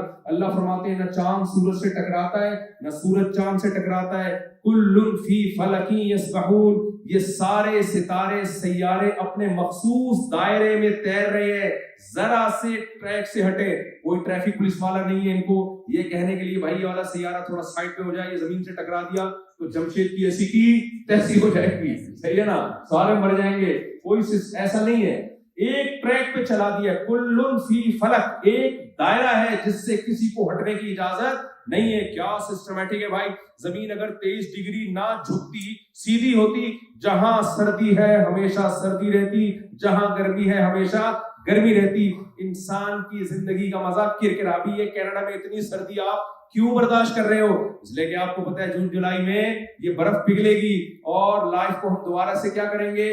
انجوائے کریں گے. سمجھ میں آ رہی ہے بات؟ اس چکر میں سردی برداشت ہو جاتی ہے. زمین اگر 23 ڈگری نہ جھکی ہوتی تو سرد علاقے سرد رہتے، گرم علاقے گرم، اور گرم علاقے اتنے گرم رہتے کہ چولہے پہ آپ کو کھانا گرم کرنے کی ضرورت نہیں ہو، آپ خود گرم ہو جاتے، آپ خود پک جاتے اس میں. اور ٹھنڈے ایسے ٹھنڈے ہوتے کہ ٹھنڈ حقیقت میں ٹھنڈ پہ جاتی ہے آپ کے اندر. سمجھ میں آ رہی ہے بات؟ حقیقت میں ٹھنڈ پہ جاتی. ایسا سسٹم بنایا 23 ڈگری سے نہ زیادہ جھکایا نہ 23 ڈگری سے کم جھکایا, اور سورج سے اس کا فاصلہ بھی تھوڑا زیادہ ہو جاتا تو بھی سردی سے مر جاتے, تھوڑا قریب ہو جاتا ٹکے کباب بن جاتے ہمارے. سمجھ آ رہی ہے بات؟ ایسا سسٹمیٹک بنایا ہر چیز کو, سورج کو ایک فاصلے پہ رکھا, ہر چیز میں ایسا خاندانی سسٹم بنا دیا اس نے. بچہ پیدا ہو رہا ہے, اگر بھائی خود بخود ہو رہا ہوتا, ماں کی محبت کیوں مل رہی ہے اس کو, باپ کی ممتا کیوں مل رہی ہے اس کو, پھر اس کے اللہ فرماتے ہیں فَجَعَلَ مِنْهُ الزَّوْجَيْنِ الذَّكَرَ وَالْأُنثَىٰ, یہ خود بخود پیدا ہوتے تو مرد اور عورت نہ بنتے, ایک جنس وجود میں آتی, مرد اور عورت الگ الگ بنائے تاکہ لائف میں تمہاری انٹرٹینمنٹ ہو, لائف میں لطف اور مزہ ہو. عورت مرد کی طرف مائل ہوتی ہے اس کی مردانگی دیکھ کے, مرد عورت کی طرف مائل ہوتا ہے اس کی نسوانیت دیکھ کے, ان دونوں میں محبت ہوتی ہے, خاندان پریوار وجود میں آتا ہے.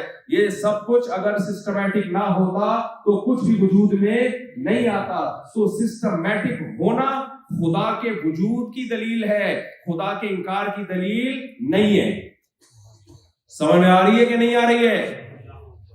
سائنس پڑھنے سے آدمی کھوپڑی ٹھیک ہی استعمال کرے گا تو سائنس خدا کے دلیل. ابھی جو امام صاحب نے آیتیں تلاوت کی ہیں عشاء کی نماز میں, سورہ آل عمران کی تھی نا, ان فی خلق السماوات والارض واختلاف اللیل والنہار لآیات لأولی الالباب الذین یذکرون اللہ قیاما وقعودا وعلی جنوبہم وَيَتَفَكَّرُونَ فِي خَلْقِ السَّمَاوَاتِ وَالْأَرْضِ.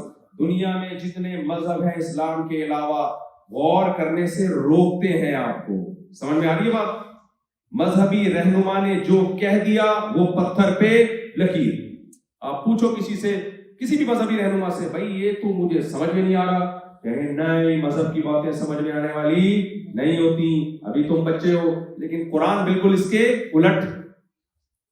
قرآن جگہ جگہ کہتا ہے افلا تعقلون, عقل سے کام کیوں نہیں لیتے, افلا تتفکرون, غور و فکر بولتے کیوں نہیں ہو یار, جملہ تم مکمل کرو نا, غور و فکر کیوں نہیں کرتے, افلا یتدبرون, تدبر سے کام کیوں نہیں لیتے. آپ کہہ سکتے ہو یار جو سائنس پڑھتے ہو تو خدا سے دور ہو جاتے ہیں, اس لیے ہمیں کائنات میں غور و فکر نہیں کرنا چاہیے. اللہ کہتا ہے کائنات میں غور و فکر کیوں نہیں کرتے ہیں بھائی, غور و فکر کیوں نہیں کرتے؟ اس لیے کہ غور و فکر کرنے کے دو طریقے, ایک طریقہ وہ ہے جو آپ کو خدا سے دور کر دے, ایک طریقہ وہ ہے کہ وہی آپ کو خدا کے قریب کرے گا. قرآن ساری اس کائنات کی مثالیں دیتا ہے اللہ کو ثابت کرنے کے لیے, غور و فکر کا حکم دیتا ہے. اس لیے کہ اللہ کو پتہ ہے میں نے کائنات بنائی ہی اس لیے تاکہ اسے دیکھ کے لوگوں کو میری قدرت پہ بھی یقین آئے, میرے احسانات پہ بھی یقین آئے, پھر میری باتیں مانیں گے یہ. لیکن اگر جہالت کا چشمہ لگا کے دیکھو, شہوت پرستی کا چشمہ لگا کے دیکھو, تو پھر کائنات میں غور و فکر خدا سے دور کر دے گا. سمجھ میں آ رہی بات؟ اگر شہوت پرستی کا کیا مطلب ہے؟ آپ کو پتا ہے کہ اگر میں نے صحیح طرح سے غور کیا تو میں خدا تک پہنچوں گا, پھر مجھے خدا کو ماننا پڑے گا. آپ مجھے ایک بات بتاؤ, دنیا میں سارے رشتے ایک جیسے ہوتے ہیں یا رشتوں میں فرق ہوتا ہے کہ نہیں ہوتا؟ مثال کے طور پر جمشید نے آپ کو بولا یار ذرا پانی لے کے آ, پہلے سلیم کی شامت آئی ہوئی تھی, پھر وسیم کی آئی, جمشید چل رہا ہے مارکیٹ میں, کوئی جمشید ساتھ بیٹھے ہیں تو کیس کی معذرت. میں وہی مثالیں دیتا ہوں جو کامن چل رہی ہے نا سوسائٹی میں. آپ نے جمشید کو بولا پانی پلا, جمشید نے بولا جا کے خود اٹھ کے پی لے, تو آپ بولو گے یار یہ کیسا آدمی ہے, دوسرا کہے گا تو پی لینا, تیری بھی تو دو ٹانگیں ہیں, جمشید تو خود کیوں نہیں پی لیتا. بات معقول ہے بھائی, دونوں میں رشتہ ہے کہ انسانیت کا رشتہ ہے. پلا دے اچھی بات ہے, تھینک یو, نہیں پلائے کوئی بات نہیں, غصہ کرنے کا آپ کو حق بولو نہیں ہے. یا جمشید نے آپ سے کہا کہ 6 انڈے لیتے ہوئے آنا, جب واپس آؤ گے تو 6 انڈے لے آؤ, آپ نے کہا میں نہیں لا رہا, کوئی غصے کی بات نہیں. بیگم نے بولا سنیے باہر جا رہے ہیں, کتنا برا لگتا ہے نا آدمی کو یہ سنیے کا لفظ, لگتا ہے ایسا کہ بہت ہی میٹھی سی بات نکلنے والی ہے. سنیے, آدمی اسی وقت کانپنا شروع کر دیتا ہے, پتہ نہیں کیا نکلے گا زبان مبارک سے. آپ جا رہے ہیں واپسی پہ 6 انڈے لیتے ہوئے آئیے, کہتا ہے یار इसी काम का रह गया, मुर्गी में और कुछ में कोई फर्क? मुर्गी भी 6 अंडे देती है, मैं भी क्या दे रहा हूं। तो वहां अगर आप कह दो खुद ले आओ ना जाके, कह सकते हो? नहीं भाई, रिलेशन में क्या करना पड़ता है? ख्याल करना पड़ता है। सुनिएगा जवाब जी से देना पड़ता है। तो यही रिलेशन माँ का है। माँ ने बोला बेटा पानी पिला दो, वहां आप क्या तो खुद उठ के पी लो ना, बुरा हो गया कि नहीं हो गया? बाप और माँ का रिलेशन सबसे मुकद्दस। तो पता चला जैसे जैसे रिलेशन मुकद्दस होता चला जा रहा है, उसके ऑर्डर की वैल्यू भी बढ़ती चली जा रही है। क्या ख्याल है? और जब रिलेशन जितना मुकद्दस होता है ना, उसके तकद्दुस का मतलब ये होता है कि जब ये ऑर्डर देगा तो आपको अपनी चाहत को, अपनी ख्वाहिश को इसके ऑर्डर पे कुर्बान करना पड़ेगा आपको, सिर्फ रिलेशन की बेस पे। अम्मा को जरूरत नहीं भी है, खुद भी उठ के जा सकती हैं, फिर भी कह रही बेटा जरा पानी पिला दे, तो आपको पिलाना पड़ेगा, चाहे आपका दिल चाह रहा हो या। यहां तक इस्लाम ने कह दिया आप नमाज पढ़ रहे हो, अब्बा या अम्मा ने बोला इधर आओ, नमाज तोड़ के चले जाओ। समझ में आ रही बात की नहीं आ रही? मुश्किल है टोरंटो में ये बातें समझना, बहुत मुश्किल है। इंसान के बच्चे बन जाओ। अब्बा अम्मा ओल्ड हाउस में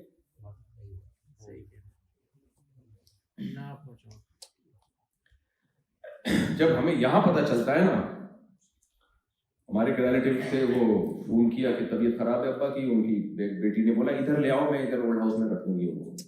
मैंने कहा यार ये क्या हो रहा है यार? वही बातें कहते हैं केयर बहुत अच्छी होती है, तो अपने कुत्ते को रख दो ना, उसकी भी बहुत अच्छी केयर होती है। क्या ख्याल है भाई? डॉक्टर के हवाले कर दो उसको, यार इसकी अच्छी केयर करो। कुत्ते को सीने से लगाया हुआ है, बूढ़े अब्बा अम्मा को कहाँ? बूढ़े अब्बा अम्मा को रखा हुआ है, केयर अच्छी होती है। केयर नहीं, बुढ़ापे में कंपनी चाहिए भाई, मोहब्बत चाहिए, साथ रखो। और बच्चों को डे केयर में ले जाता। हाँ तो वो तो खैर बच्चों का मसला है, नहीं मुझे पता है कि नहीं है, लेकिन इस पे बोलना जरूरी है। अल्हम्दुलिल्लाह यहाँ मुसलमान माँ बाप की केयर करते हैं, रखते हैं। मैं ये नहीं कह रहा आप लोग ऐसा करते हैं, लेकिन अगर इस पे बातचीत ना हुई तो नई नस्ल करना शुरू कर दो। यहाँ भी हमें अल्हम्दुलिल्लाह एक दूसरे का ख्याल करने। एक तो ये माँ बाप का टॉपिक ऐसा है, ये इस पे ना ही बोले तो अच्छा है। तो लोग यहाँ भी केयर करते हैं, लेकिन भाई ये जो नई नस्ल है ये आहिस्ता आहिस्ता सेकुलरिज्म की तरफ जा रही है। ये भी इन लोगों से सीखेगी कि यार ये जब रखते हैं तो पहले से बोल ले तो अच्छा है ना, जब एक चीज हो गई तो फिर तो खत्म ना, लादीन हो रहे लोग। अल्लाह ही भी तो मैं यस कर रहा था, क्या बात कर रहा था मैं, वो टॉपिक ही भूल गया यार। जमशेद पे आए थे हम लोग।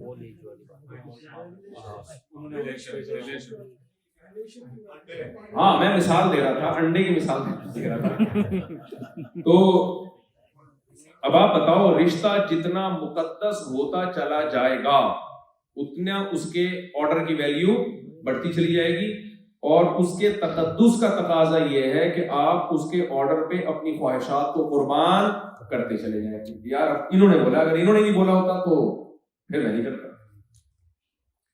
तो सबसे मुकद्दस कौन है भाई? रब है जिसने हमें बनाया।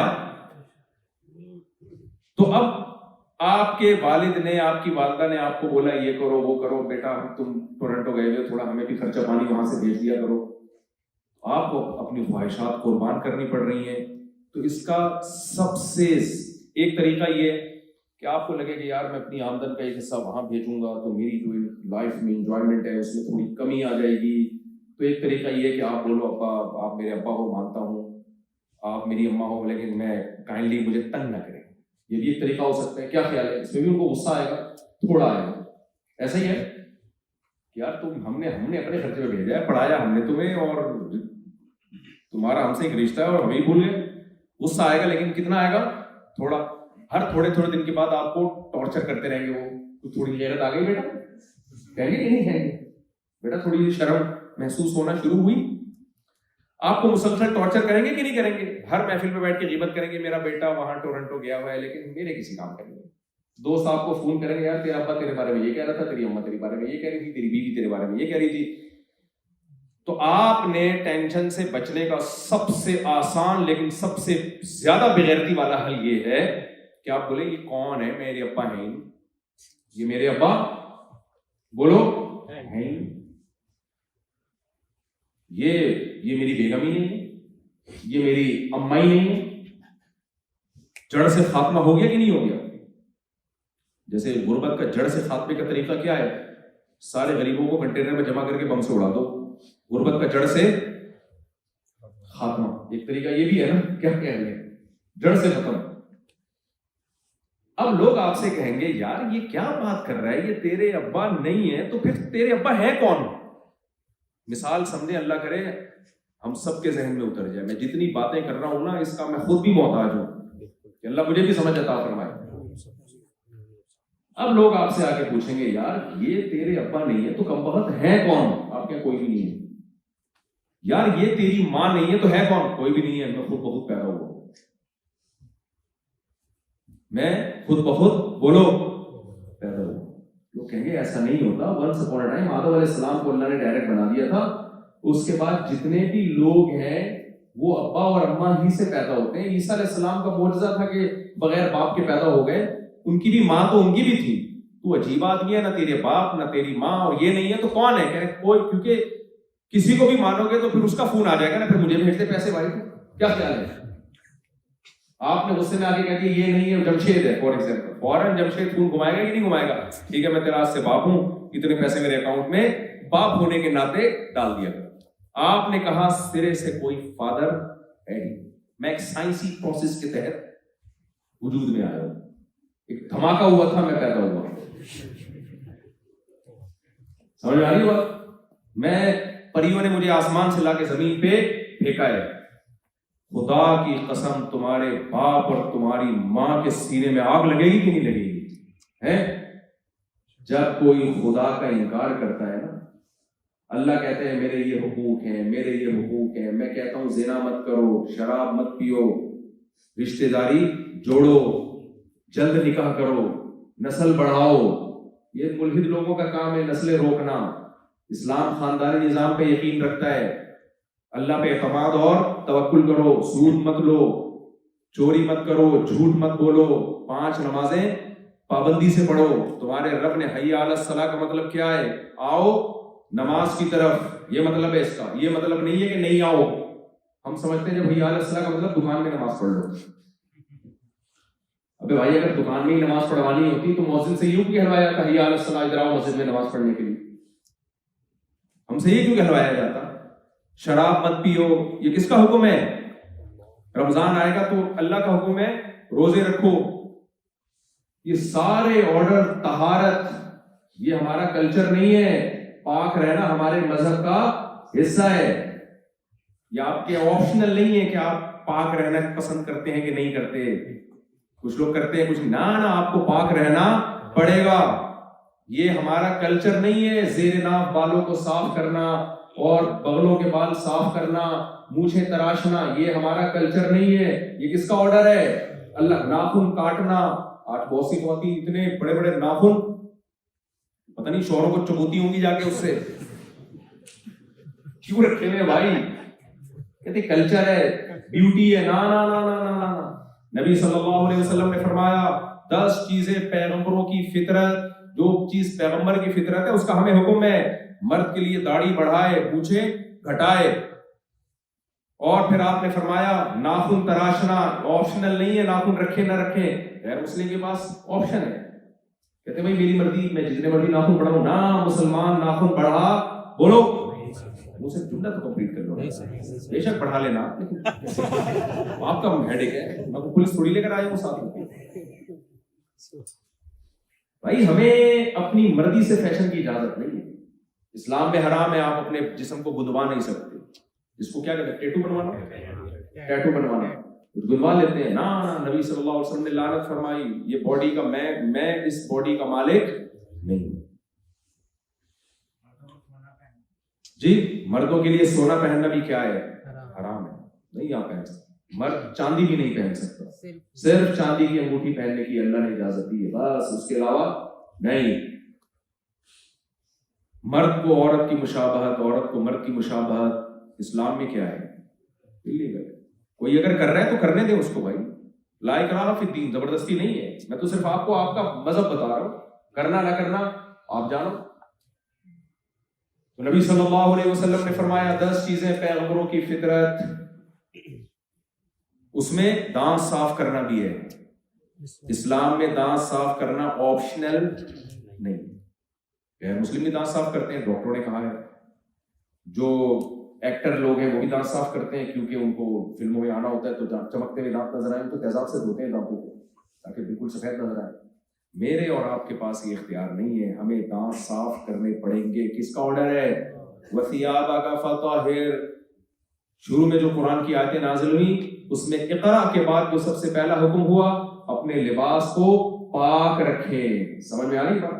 لوگ کہتے ہیں مولویوں نے اتنی ٹینشن میں ڈالا ہے, چھینٹیں نہیں پڑے پیشاب کی, کیا ہے یار. لوگ آتے ہیں پچکاری مار کے چلے جاتے ہیں, کتنی ترقی کی انہوں نے. یہ مولوی اسی میں لگے ہوئے, استنجا ہونا چاہیے, پیشاب کے قطرے نکل جائیں, پھر اس کے بعد وضو کرو, پھر غسل جنابت. سمجھ آ رہی ہے بات؟ جنابت کا غسل, پھر یہ غسل, پھر یوں, کیا لگا دیا ہے یار. ترقی کرو یار, ان چکروں میں مت پڑو. نا نا نا نا, یہ کس کا آرڈر ہے؟ طہارت کس کا حکم ہے؟ بولتے کیوں نہیں وہ؟ اللہ کا. لباس کو پاک رکھنا ہے, جسم کو پاک رکھنا ہے, دانتوں کو صاف رکھنا ہے. نبی نے فرمایا حق علی کل مسلم ان یغتسل کل اسبوع مرہ, کم سے کم ہفتے میں ایک مرتبہ غسل کرنا یہ ہر مسلمان پر حق لازم ہے. یہ کس کا حکم ہے؟ اللہ کے نبی کا حکم ہے. تو یہ ہمارے مذہب کا حصہ ہے بھائی, خدا نے حکم دیا ہے. دنیا میں کچھ لوگ ہیں بال صاف کرتے ہیں نہیں کرتے, ہمارے مذہب کا آرڈر ہے, یہ اللہ کا حکم ہے. تو اب کیا اتنے سارے احکامات ہیں, زکوٰۃ دینی ہے, سمجھ میں آ رہی ہے بات, صدقات و خیرات, کوئی رشتہ داروں میں معذور ہے اس کی کفالت کرنی ہے, بہن بیوہ ہو گئی, اسلام میں عورت جاب کرے اس کی مرضی ہے, نہیں کرے اسے کوئی مجبور نہیں کر سکتا. اس کی رسپانسبلٹی کس کی ہے؟ اگر وہ طلاق یافتہ ہے تو اس کی ذمہ داری اس کے باپ پر اور اس کے بھائیوں پر ہے. آپ اسے جاب پہ مجبور نہیں کر سکتے. نہیں آ رہی سمجھ میں بات؟ بھائی کوئی عورت ہے طلاق ہو گئی, شوہر نہیں ہے, اس کی ڈیورس ہو گئی, الگ ہو گئی, تو بھائی یہ نہیں کہہ سکتے آپ جاب کرو. وہ کرے, ٹھیک ہے, اس کی مرضی ہے, اگر اپنا کما رہی ہے. نہیں کرے, اسلام یہ کہہ رہا ہے اس کی ذمہ داری اس کے باپ پر ہے, بھائیوں پر اور باپ پر ہے. سمجھ میں آ رہی ہے بات؟ آپ کے پاس یہ رائٹ نہیں آپ کہ میں کیوں نہیں نہیں نہیں بھائی, یہ کس کا حکم ہے؟ باپ یہ کہہ سکتا ہے میرے بچے پیدا ہو گئے تو میں خرچ نہیں کروں گا, یا حق ہے اس کے پاس؟ بھائی گورنمنٹ اگر لا بنا بھی دینا کہ باپ کے ذمہ بچوں کا خرچہ نہیں ہے, خدا نے پھر بھی بچوں کا خرچہ کس پہ ڈالا ہے؟ خدا ہی قانون ہے, باپ پہ ڈالا. بیوی کا خرچہ کس پر ہے؟ چپ بیٹھے ہو. اگر بیگم کہے میں نے جاب نہیں کرنی, یہاں خواتین بہت ساری جاب کرتی ہیں, وہ ان کا مسئلہ ہے, لیکن اگر وہ یہ کہہ دے کہ میں نے نہیں کرنی جاب, تو تمہارے باپ کو بھی کھلانا پڑے گا اس کو. سمجھ رہے ہو؟ تمہارے پاس یہ آپشن نہیں ہے, نہیں بیگم صاحبہ میں تمہیں نہیں کھلا سکتا. نہ نہ, جب تک وہ آپ کی بیگم ہے اس کا نان نفقہ کس کے ذمے ہے؟ آپ کے ذمے ہے. یہ کس نے ڈالا ہے؟ اللہ نے ڈالا ہے. وَعَلَى الْمَوْلُودِ لَهُ رِزْقُهُنَّ وَكِسْوَتُهُنَّ بِالْمَعْرُوفِ. کتنا خرچہ ہے نبی نے اس کو ایکسپلین کر دیا. البس ما تلبس, جس اسٹینڈرڈ کا خود پہنتے ہو اسی اسٹینڈرڈ کا اس کو پہناؤ. جس اسٹینڈرڈ کا خود کھاتے ہو, خود باہر جا کے نہاریاں پراٹھے پھوڑ رہے ہو, اس کو مسور کی دال پہ ٹرکھا رہے ہو, یہ بولو نہیں چلے گا. جو لیونگ اسٹینڈرڈ تمہارا ہے وہی اسٹینڈرڈ کس کا ہوگا؟ منہ سے نکل نہیں رہا یار. ابھی 4 شادی کے بعد شروع میں ٹھک ٹھک دیکھو کیسے چہروں پہ رونا ہے. یہ بھائی خدائی تعلیمات ہیں, خدائی تعلیمات یہ کرنا ہے, اس میں خواہشات کی قربانی ہے. جہیز نہیں لینا ہے. مجھے نہیں پتا, یہاں مجھے نہیں لگتا کوئی جہیز کا کوئی سیٹ اپ ہے. غریب ملکوں میں تو بڑا مسئلہ بنا ہوا ہے جہیز. مجھے یہاں آپ لوگ کا اسٹائل دیکھ کے لگ نہیں رہا. جب خواہشات ہوتی ہیں ریلیشن کو نبھانے کے لیے خواہشات کو قربان کرنا پڑتا ہے. اسلام کا آرڈر ہے. ماں باپ کے لیے خواہشات قربان, بیوی کے لیے, بیوی شوہر کے لیے, اولاد کے لیے, بھائی بہنوں کے لیے, حتیٰ کہ غریبوں کے لیے. آپ زکوٰۃ نکالتے ہو, خواہش قربان ہوتی ہے نا. نبی صلی اللہ علیہ وسلم نے فرمایا وہ شخص مومن نہیں ہے جو پیٹ بھر کے کھائے اور اس کا پڑوسی بھوکا سوئے. کبھی قرآن کہتا ہے مجھے یہ آیت اتنی مزے کی لگتی ہے, بار بار بیان میں یہ آیت میں پڑھتا ہوں, مزہ بہت آتا ہے, چاہے غریبوں کو کھانا نہ بھی کھلاؤ. ہم لوگ تو بڑے ڈھیٹ لوگ ہیں نا, آیتیں پڑھ پڑھ کے مجھ سے لے رہے ہیں, توفیق ہمیں ملتی نہیں ہے. لیکن خدا کی قسم اتنی خوبصورت آیت ہے, اتنا مزہ آتا ہے اس کو پڑھنے میں. اس سے اسلام کا حسن سامنے آتا ہے کیا. اور جو اصل ریلیشن سکھاتا ہے نا وہ صرف اسلام سکھاتا ہے بھائی. خالی یہ ریلیشن نہیں ہے nice to meet you, how you fine, thank you, یہ بھی ہے, ایک حصہ ہے اس کا, صرف یہ نہیں ہے بھائی.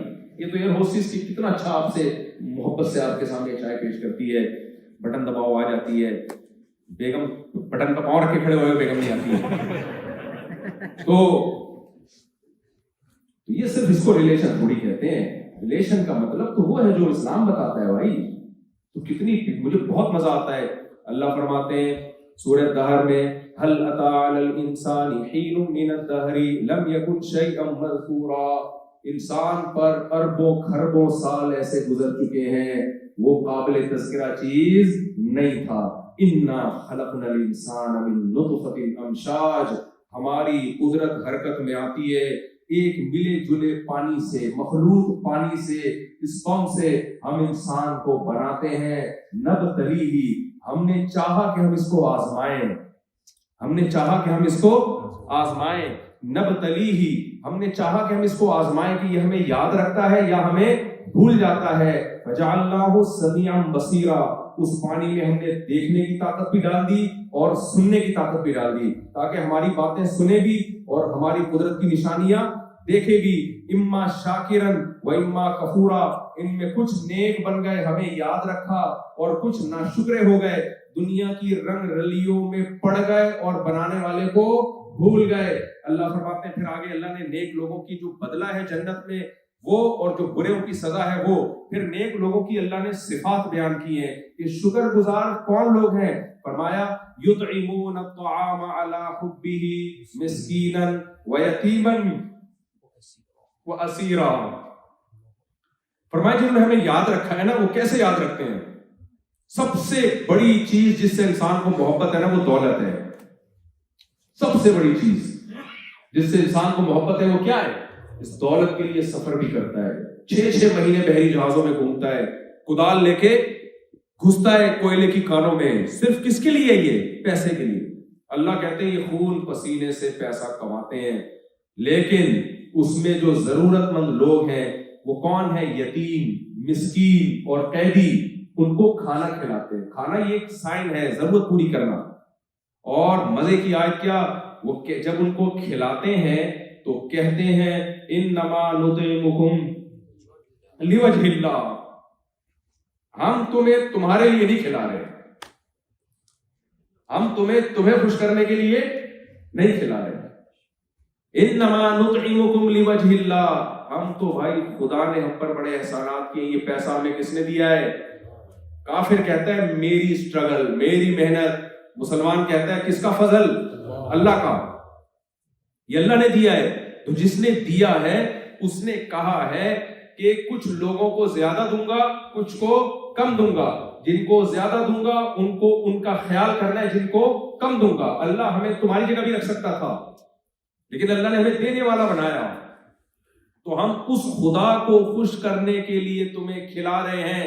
مقصد اس کو خوش کرنا ہے, تمہیں خوش کرنا ہے ہی نہیں. لا نريد منکم جزاء ولا شکورا, اس کا ہمیں بدلہ بھی نہیں چاہیے اور تم سے شکریہ بھی نہیں چاہیے. تھینک یو کا لفظ مت بولو, تمہارے لیے ہے ہی نہیں. جس نے پیدا کیا ہے یہ اس کا حکم ہے, تو ہمیں اس سے ریلیشن کو قائم رکھنے کے لیے پیسے کی قربانی دینی پڑے گی.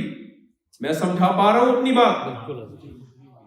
اس سے ریلیشن قائم کرنے کے لیے ضروری ہے بھائی, ورنہ وہ مانتا نہیں ہے.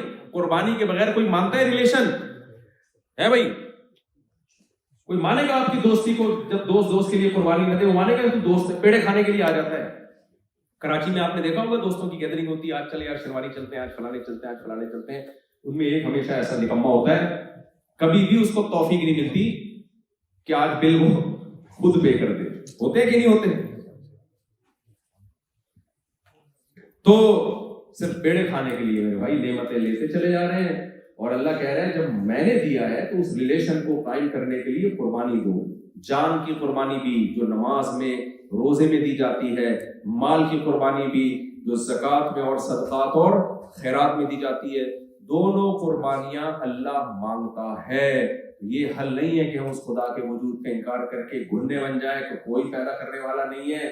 کون ہے بھائی؟ اللہ نہیں ہے تو کون ہے؟ کوئی بھی نہیں ہے. نہ اس سے جان چھوٹے گی نہیں. جیسے باپ کا انکار کر دیا تو باپ کو بہت غضب آتا ہے، ایسے ہی اللہ کو سب سے زیادہ غضب اگر کسی بات پہ آتا ہے تو وہ اپنے انکار پہ آتا ہے.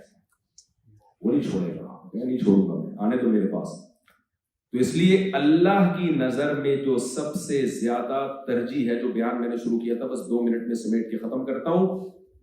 اللہ کی نظر میں سب سے زیادہ ترجیح اس چیز کو ہوگی جس کے لیے اللہ نے دنیا میں بھیجا، اور وہ ہے آزمائش. کون اچھا ہے اور کون برا. تو اس لیے اللہ یہ نہیں دیکھتا کہ تم انڈا موڑ پہ رہتے ہو یا ٹورنٹو میں رہتے ہو. سمجھ میں آ رہی ہے بات؟ اللہ یہ نہیں دیکھتا کہ تم کسی غریب ملک میں رہتے ہو یا کسی امیر ملک. اللہ یہ نہیں دیکھتا کہ تم ٹماٹر بیچتے ہو یا کوئی تم ارب پتی ہو. نبی صلی اللہ علیہ وسلم نے فرمایا ان اللہ لا ينظر الى صورکم ولا الى اموالکم. اللہ نہ تمہاری شکلوں کو دیکھتا ہے، اللہ کو کالے گورے سے کوئی مطلب نہیں، اللہ کو خوبصورت بدصورت سے کوئی مطلب. یہ ہماری ترجیحات ہیں. جیسے میں نے مزدور کی مثال دی تھی نا، بھائی جو کام کر کے دے گا اللہ کی نظر میں تو اس کی ویلیو ہوگی.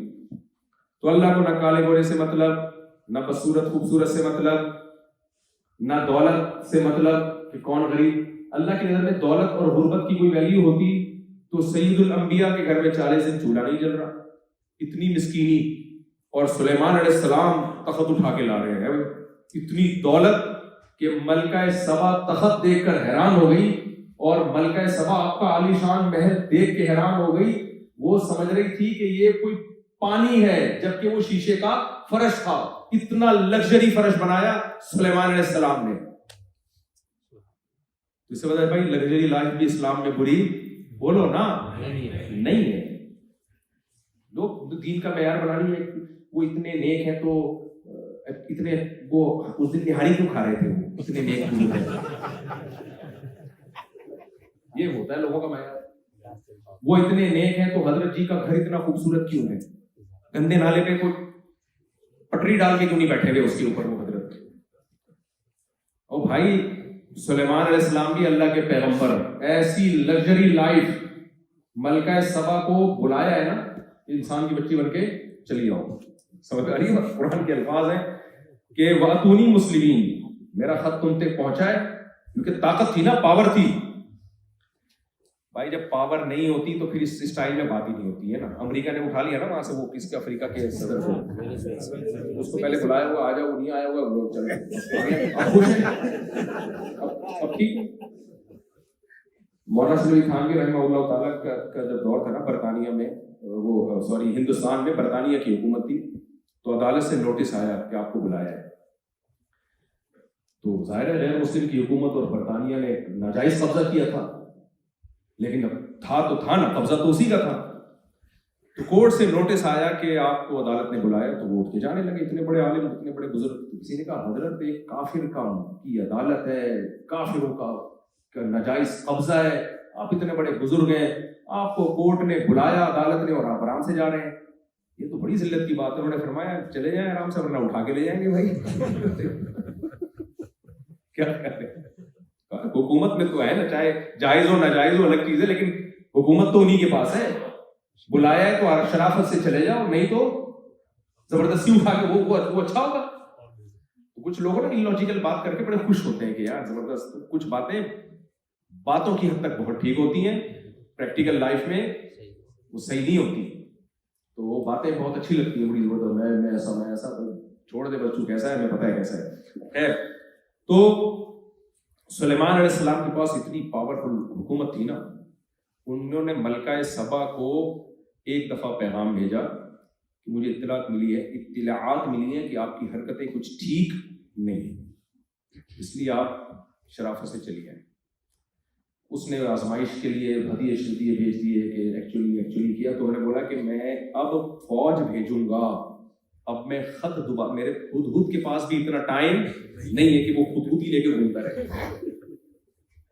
سمجھ آ رہی بات؟ اتنا ٹائم نہیں. وَأْتُونِي مُسْلِمِينَ, بندی بن کے چلی آؤ. باقی ڈسکشن جو ہماری ڈنر پہ یا جو بھی انہوں نے انتظام کیا ہوگا اس پہ بتاؤں گا کہ میں اللہ کا پیغمبر ہوں اور اسلام کی دعوت کیا ہے, یہ میں بعد میں بتاؤں گا. فی الحال آپ خون پہ باتیں نہیں ہوگی, حدود کے ذریعے باتیں نہیں, اس زمانے کا خون حدود ہی تھا نا. فوراً چلی آئے. پھر سلیمان علیہ السلام نے اس پہ روک ڈالنے کے لیے کیا دکھایا اس کو, جو اپنا عالیشان محل تھا نا, خوبصورت محل, اس کا فرش ایسے تھا جیسے پانی کی لہریں ہوں. لگژری تھا کہ نہیں تھا؟ جھوپڑی بھی رکھ سکتے تھے بھائی. وہ کیا خیال ہے, مٹی کا پیالہ ہوتا, تاج واج نہ ہوتا, وہ ایسا لگژری فرش تھا. قرآن کہتا ہے وَكَشَفَتْ عَنْ سَاقَيْهَا, وہ سمجھی پانی کی لہریں ہیں, تو وہ اس نے اپنے پائنچے اوپر کیے کہ پانی سے بھیگ نہ جاؤں. تو بتایا کہ انه صرح ممرد من قواریر, بھائی یہ شیشے کو جوڑ کے گلاسز سے ایسا فرش بنایا گیا ہے کہ دیکھنے میں تالاب لگتا ہے, حقیقت میں یہ تالاب نہیں ہے. فوراً ایمان لے آئے. بولے بھائی اتنی پاور, اتنی طاقت, اور یہ تواضع اور یہ حق. میرا مقصد ابھی سلیمان علیہ السلام کا واقعہ سنانا نہیں ہے, میرا مقصد تو یہ بتانا ہے وہ بھی اللہ کے محبوب پیغمبر, ان کو بے انتہا دولت دی. جب دولت تھی تو ان کی لائف بھی لگژری, اور ہمارے نبی صلی اللہ علیہ وسلم نے اپنے لیے خود غربت کو پسند کیا. تو اس سے اس میں حکمتیں تھی بہت ساری. اس سے پتہ چلتا ہے بھائی, ایک اللہ اپنے پیغمبر کو پیسہ دے رہا ہے, دولت دے رہا ہے, ایک کو اللہ تعالیٰ گھر میں 40 دن چولہا بھی نہیں جل رہا. تو پھر صحابہ کرام میں ہم دیکھتے ہیں حضرت ابو ہریرہ بھوک کی شدت سے بےتاب ہو کے گھر سے باہر نکلتے تھے, لیکن حضرت عثمان ابن عفان وہ بھی حضرت ابو ہریرہ سے زیادہ افضل تھے. وہ خلفائے راشدین میں سے ہے نا, ان کا مقام سیدنا ابو ہریرہ سے زیادہ ہے, لیکن اتنی بڑی تجارت کے 400 اونٹ مال تجارت لے کے مدینہ میں ایک ٹائم پہ آیا کرتے تھے. کتنا مال لے کے آتے ہوں گے شام سے. تو اس لیے اسلام اس چیز کو فوکس نہیں کرتا کہ آپ نہاری کھا رہے ہو یا آپ مسور کی دال کھا رہے ہو, دیکھتا یہ کہ اپنے خرچے پہ کھا رہے ہو. سامنے آ رہی بات. مرغی صرف حلال ذبیحہ نہ ہو, چوری کی بھی نہ ہو. وہ ایک آدمی نے مرغی چوری کی تو الٹی طرف سے کاٹ رہا تھا, کسی نے کہا ایسے حرام ہو جاتی ہے, پہلے کون سا حلال ہے. تو اس لیے بلکہ نبی صلی اللہ علیہ وسلم نے فرمایا ان اللہ یحب ان یرا اثر نعمته علی عبده, اللہ چاہتے ہیں کہ اللہ نے کسی کو دولت دی ہو تو اس کے لباس اور پوشاک سے وہ دولت جھلکتی ہو. یہ کنجوسی ہے کہ پیسہ ہے اور اسٹائل غریبوں والا رکھا ہوا ہے, اس کو تو کنجوسی کہتے ہیں. سمجھ میں آ رہی بات کہ نہیں آ رہی؟ تو اس میں اللہ کی رضا نہیں ہے کہ آپ غریبوں کی طرح زندگی گزاریں. اللہ نے آپ کو پیسہ دیا ہے, آپ پیسہ نہ کمائیں. اللہ نے قرآن میں خود بتا دیا ہے کہ شکر گزار لوگوں کی ڈیفینیشن کیا ہے, نہ شکروں کی ڈیفینیشن کیا ہے.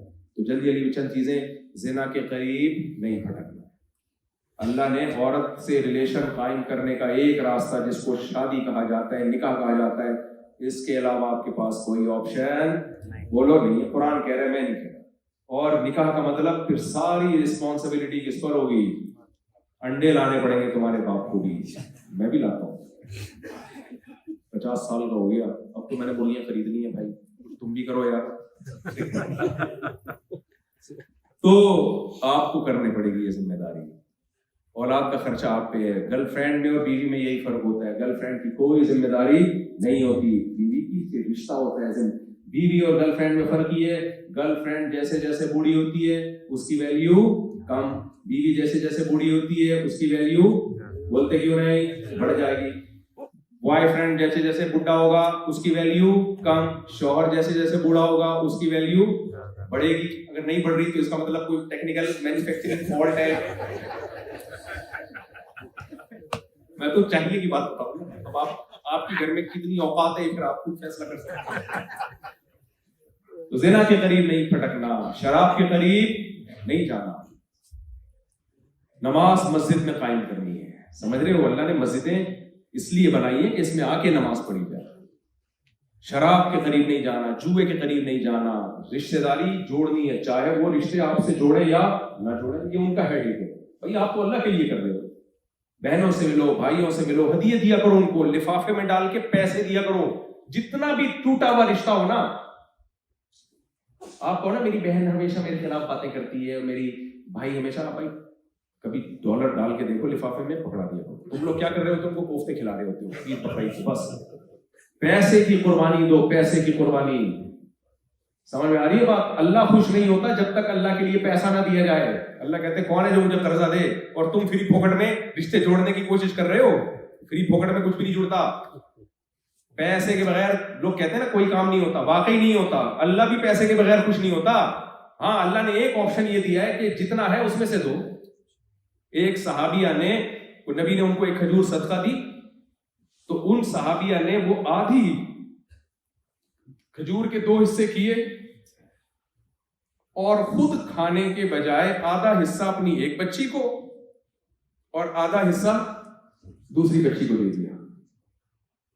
آپ صلی اللہ علیہ وسلم کو ان کا یہ عمل اتنا پسند آیا کہ آپ نے فرمایا جس کو اللہ نے بیٹیاں دیں اور اس نے ان کی تربیت کی, بوجھ نہیں سمجھا. حدیث کا مفہوم بیان کرو, آج بیٹیوں کو بوجھ سمجھا جاتا ہے. فرمایا میں اس کے لیے جنت کی ضمانت لیتا ہوں. سمجھ میں آ رہی بات؟ تو بھائی پیسہ کیے بغیر, اولاد پہ بھی پیسہ, اللہ بھی کہتا ہے زکات دو تو میں خوش ہوں گا کیونکہ پیسہ نکل رہا ہے جیب سے. فری پھوکٹ میں میرے بھائی ٹورنٹو کا وزٹ نہیں ہوتا. سمجھ رہے ہو؟ اس کا کوئی غلط مطلب بھی لوگ نکال سکتے ہیں, صحیح مطلب بھی. غلط مطلب یہ نکالا جا سکتا ہے کہ شاید میرے بیان کے پیسے ہوتے ہیں. میں 20 دفعہ بتا چکا ہوں, میرا کوئی وزٹ کمرشل نہیں, فری پھوکٹ کے بیانات ہوتے ہیں. ہاں, فری پھوکٹ کا مطلب آنے جانے کا ٹکٹ تو اسپانسر کرنا پڑتا ہے نا. بعض دفعہ تو وہ ٹکٹ بھی میں خود ہی لیتا ہوں اپنے پیسوں سے. لوگ حیران ہوتے ہیں یار یہ کیسے جھوٹ بول رہے ہیں مولوی. بھائی جھوٹ نہیں بول رہے. تبلیغ والے جہاں بھی دنیا میں جاتے ہیں اپنی جان, اپنا مال, اپنا وقت, ہوتا ہے کہ نہیں ہوتا, تبھی اس کی برکتیں ہیں. تو میں کبھی اپنی جان, اپنا مال, اور کبھی اپنی جان تو ہوتی ہے لیکن صرف ٹکٹ کے پیسے میں جو اسپانسر کرتا ہے اس سے لے لیتا ہوں. اس کے علاوہ کسی بیان کے میرے کوئی پیسے نہیں ہے, فری پھوکٹ کے بیان ہے. سمجھ رہے ہو؟ صرف ثواب ملتا ہے اس پہ, اور کچھ بھی نہیں ملتا. تو اللہ اس پہ قائم رہنے کی توفیق دے. باقی اگر کوئی اسکالر لے رہا ہے تو مجھے اس پہ اعتراض بھی نہیں ہے. بعض اسکالر کے پیسے ہوتے ہیں, بیچارہ ٹائم لگا رہا ہے, اس کو پتہ نہیں ذریعہ آمدن ہے یا نہیں ہے, تو اس کو دے دے. کوئی وہ نہیں ہے کہ مولانا تھانوی رحمۃ اللہ کسی گاؤں میں گئے تو وہاں لوگوں کی عادت تھی امام کو کھانا کھلانے کی. امام بیچارے غریب ہوتے تھے, لوگوں کی عادت تھی اماموں کو کھانا کھلانے کی. تو حضرت نے فرمایا کہ یہاں منع نہیں کرو. بعض اماموں میں استغنا ہوتا ہے, وہ جاتے ہیں ہمیں کھانا نہیں چاہیے. فرمایا نہیں, منع نہیں کرو, اس سے لوگوں میں جو امام کو کھلانے کی عادت ہے وہ کیا ہو جائے گی, ختم. لوگوں میں جو ایک ریلیشن ہے, تو امام بھی تو بیچارے غریب امام ہوتے تھے, اب تو اب بھی بہت سارے بہت غریب ہوتے ہیں بیچارے. تو ابھی میں پھر زیادہ ہوں, سیاست پہ باتیں شروع ہو جائیں گی, وہ پھر خطرناک ٹاپک چھڑ جائے گا. تھوڑے زیادہ ٹش پش کر دیتا ہوں, مشکل سے کنٹرول کرتا ہوں. خیر, تو زنا کے قریب نہیں جانا, سمجھ رہے ہو, نماز قائم کرنی ہے, یہ سارے شریعت کے احکامات ہیں. اور ہمارا رب بڑا کریم ہے, اس نے کہا اگر کبھی غلط. اچھا, ایک بہت اہم بات, آپ اگر پیسہ کما رہے ہو نا تو اس کو بھی عبادت بنا لو. اسلام میں رہبانیت نہیں ہے, دنیا چھوڑنے کی آپ کو اجازت نہیں. جس ملک میں رہتے ہو اس ملک سے وفا کرو, اس ملک کے قوانین کو فالو کرو. ہمارے پاس یوسف علیہ السلام کی مثال ہے, مصر میں کیسے غیر مسلم اسٹیٹ میں رہے یوسف علیہ السلام. بہت سے لوگ برگلائیں گے آپ کو, الٹی الٹی باتیں کریں گے, آپ کے فیوچر کو تباہ کریں گے. اسلام نے ہمیں بتایا مسلم اسٹیٹ میں کیسے رہا جاتا ہے اور غیر مسلم اسٹیٹ میں کیسے رہا جاتا ہے. سورہ یوسف پڑھو, یوسف علیہ السلام نے مصر کی حکومت کی خیر خواہی چاہیے, اس بیس پہ یوسف علیہ السلام کو بادشاہ بنا دیا گیا. کچھ کیا ہوگا نا مصر کے لیے, آپ نے کچھ خدمتیں کی ہوں گی. تو آپ جس کنٹری میں رہتے ہو, یہاں حکومت کے سامنے آپ کا جو امیج جانا چاہیے وہ یہ جانا چاہیے کہ مسلمان اچھے شہری ہوتے ہیں, برے شہری نہیں ہوتے. یہ امیج جانا چاہیے آپ کا. ان کے اخلاق اچھے ہوتے ہیں, معاہدوں کی پابندی کرتے ہیں, یہ ٹیکس ٹائم پہ دیتے ہیں, ایسا نہیں کہ ٹیکس دیتے نہیں ہیں اور پیڑے کھانے کے لیے, علاج کے لیے فری علاج چاہیے ان کو, ساری فری سہولتیں چاہیے, ٹیکس نہیں دیں گے, یہ پورا امیج جائے گا. نبی صلی اللہ علیہ وسلم نے اپنی عبادت پیش نہیں کی تھی مشرکین مکہ کے سامنے, اپنے کیریکٹر کو پیش کیا تھا, تبھی آپ کا لقب تھا صادق اور امین. مسلمان کی شان ہے وہ صادق بھی ہوتا ہے اور امین بھی ہوتا ہے, اور اگر کبھی کوئی غلطی ہو جائے تو اللہ نے توبہ کا دروازہ کھولا ہوا ہے. اللہ چاہتے ہیں ریلیشن تو ہو نا. ایک بس آخری جملہ بتا کے بیان ختم کرتا ہوں. حضرت ڈاکٹر عبدالحی صاحب رحمۃ اللہ علیہ تھے یا مولانا عاشق الہی رحمۃ اللہ علیہ, دونوں بزرگوں میں سے کوئی ایک تھے. تو ان کے کسی مرید نے کہا کہ حضرت مجھ سے بار بار گناہ ہوتا ہے, پھر توبہ کرتا ہوں, پھر گناہ ہوتا ہے, پھر توبہ کرتا ہوں, میں کیا کروں؟ انہوں نے فرمایا اللہ سے تعلق قائم رکھو, چاہے معذرت کا تعلق ہی کیوں نہ ہو, سوری کا تعلق ہی کیوں نہ ہو. یہ بھی تعلق کی ایک قسم. لا تعلق مت ہو جاؤ کہ بس لا تعلق کا مطلب ہوتا رہے گا, جاؤ بھائی کیا کرنا ہے, معذرت ہی کا تعلق قائم رکھ لو. تو یہ بھی ایک درجہ ہے, توبہ سے آہستہ آہستہ انشاءاللہ گناہ چھوٹ جائے گا. اللہ تعالی ہم سب کو سمجھنے کی, عمل کرنے کی توفیق عطا فرمائے. الحمدللہ رب العالمین والعاقبۃ للمتقین والصلاۃ والسلام علی رسول الکریم وعلی آلہ وصحبہ اجمعین. ربنا آتنا فی الدنیا حسنۃ وفی الآخرۃ حسنۃ وقنا عذاب النار. اللهم انا نسألك من خیر ما سألك منه نبیک محمد صلی اللہ علیہ وسلم. انت المستعان وعليك البلاغ ولا حول ولا قوة الا بالله. صلی اللہ تعالی علی خیر خلقه محمد وعلى آله وصحبه اجمعین.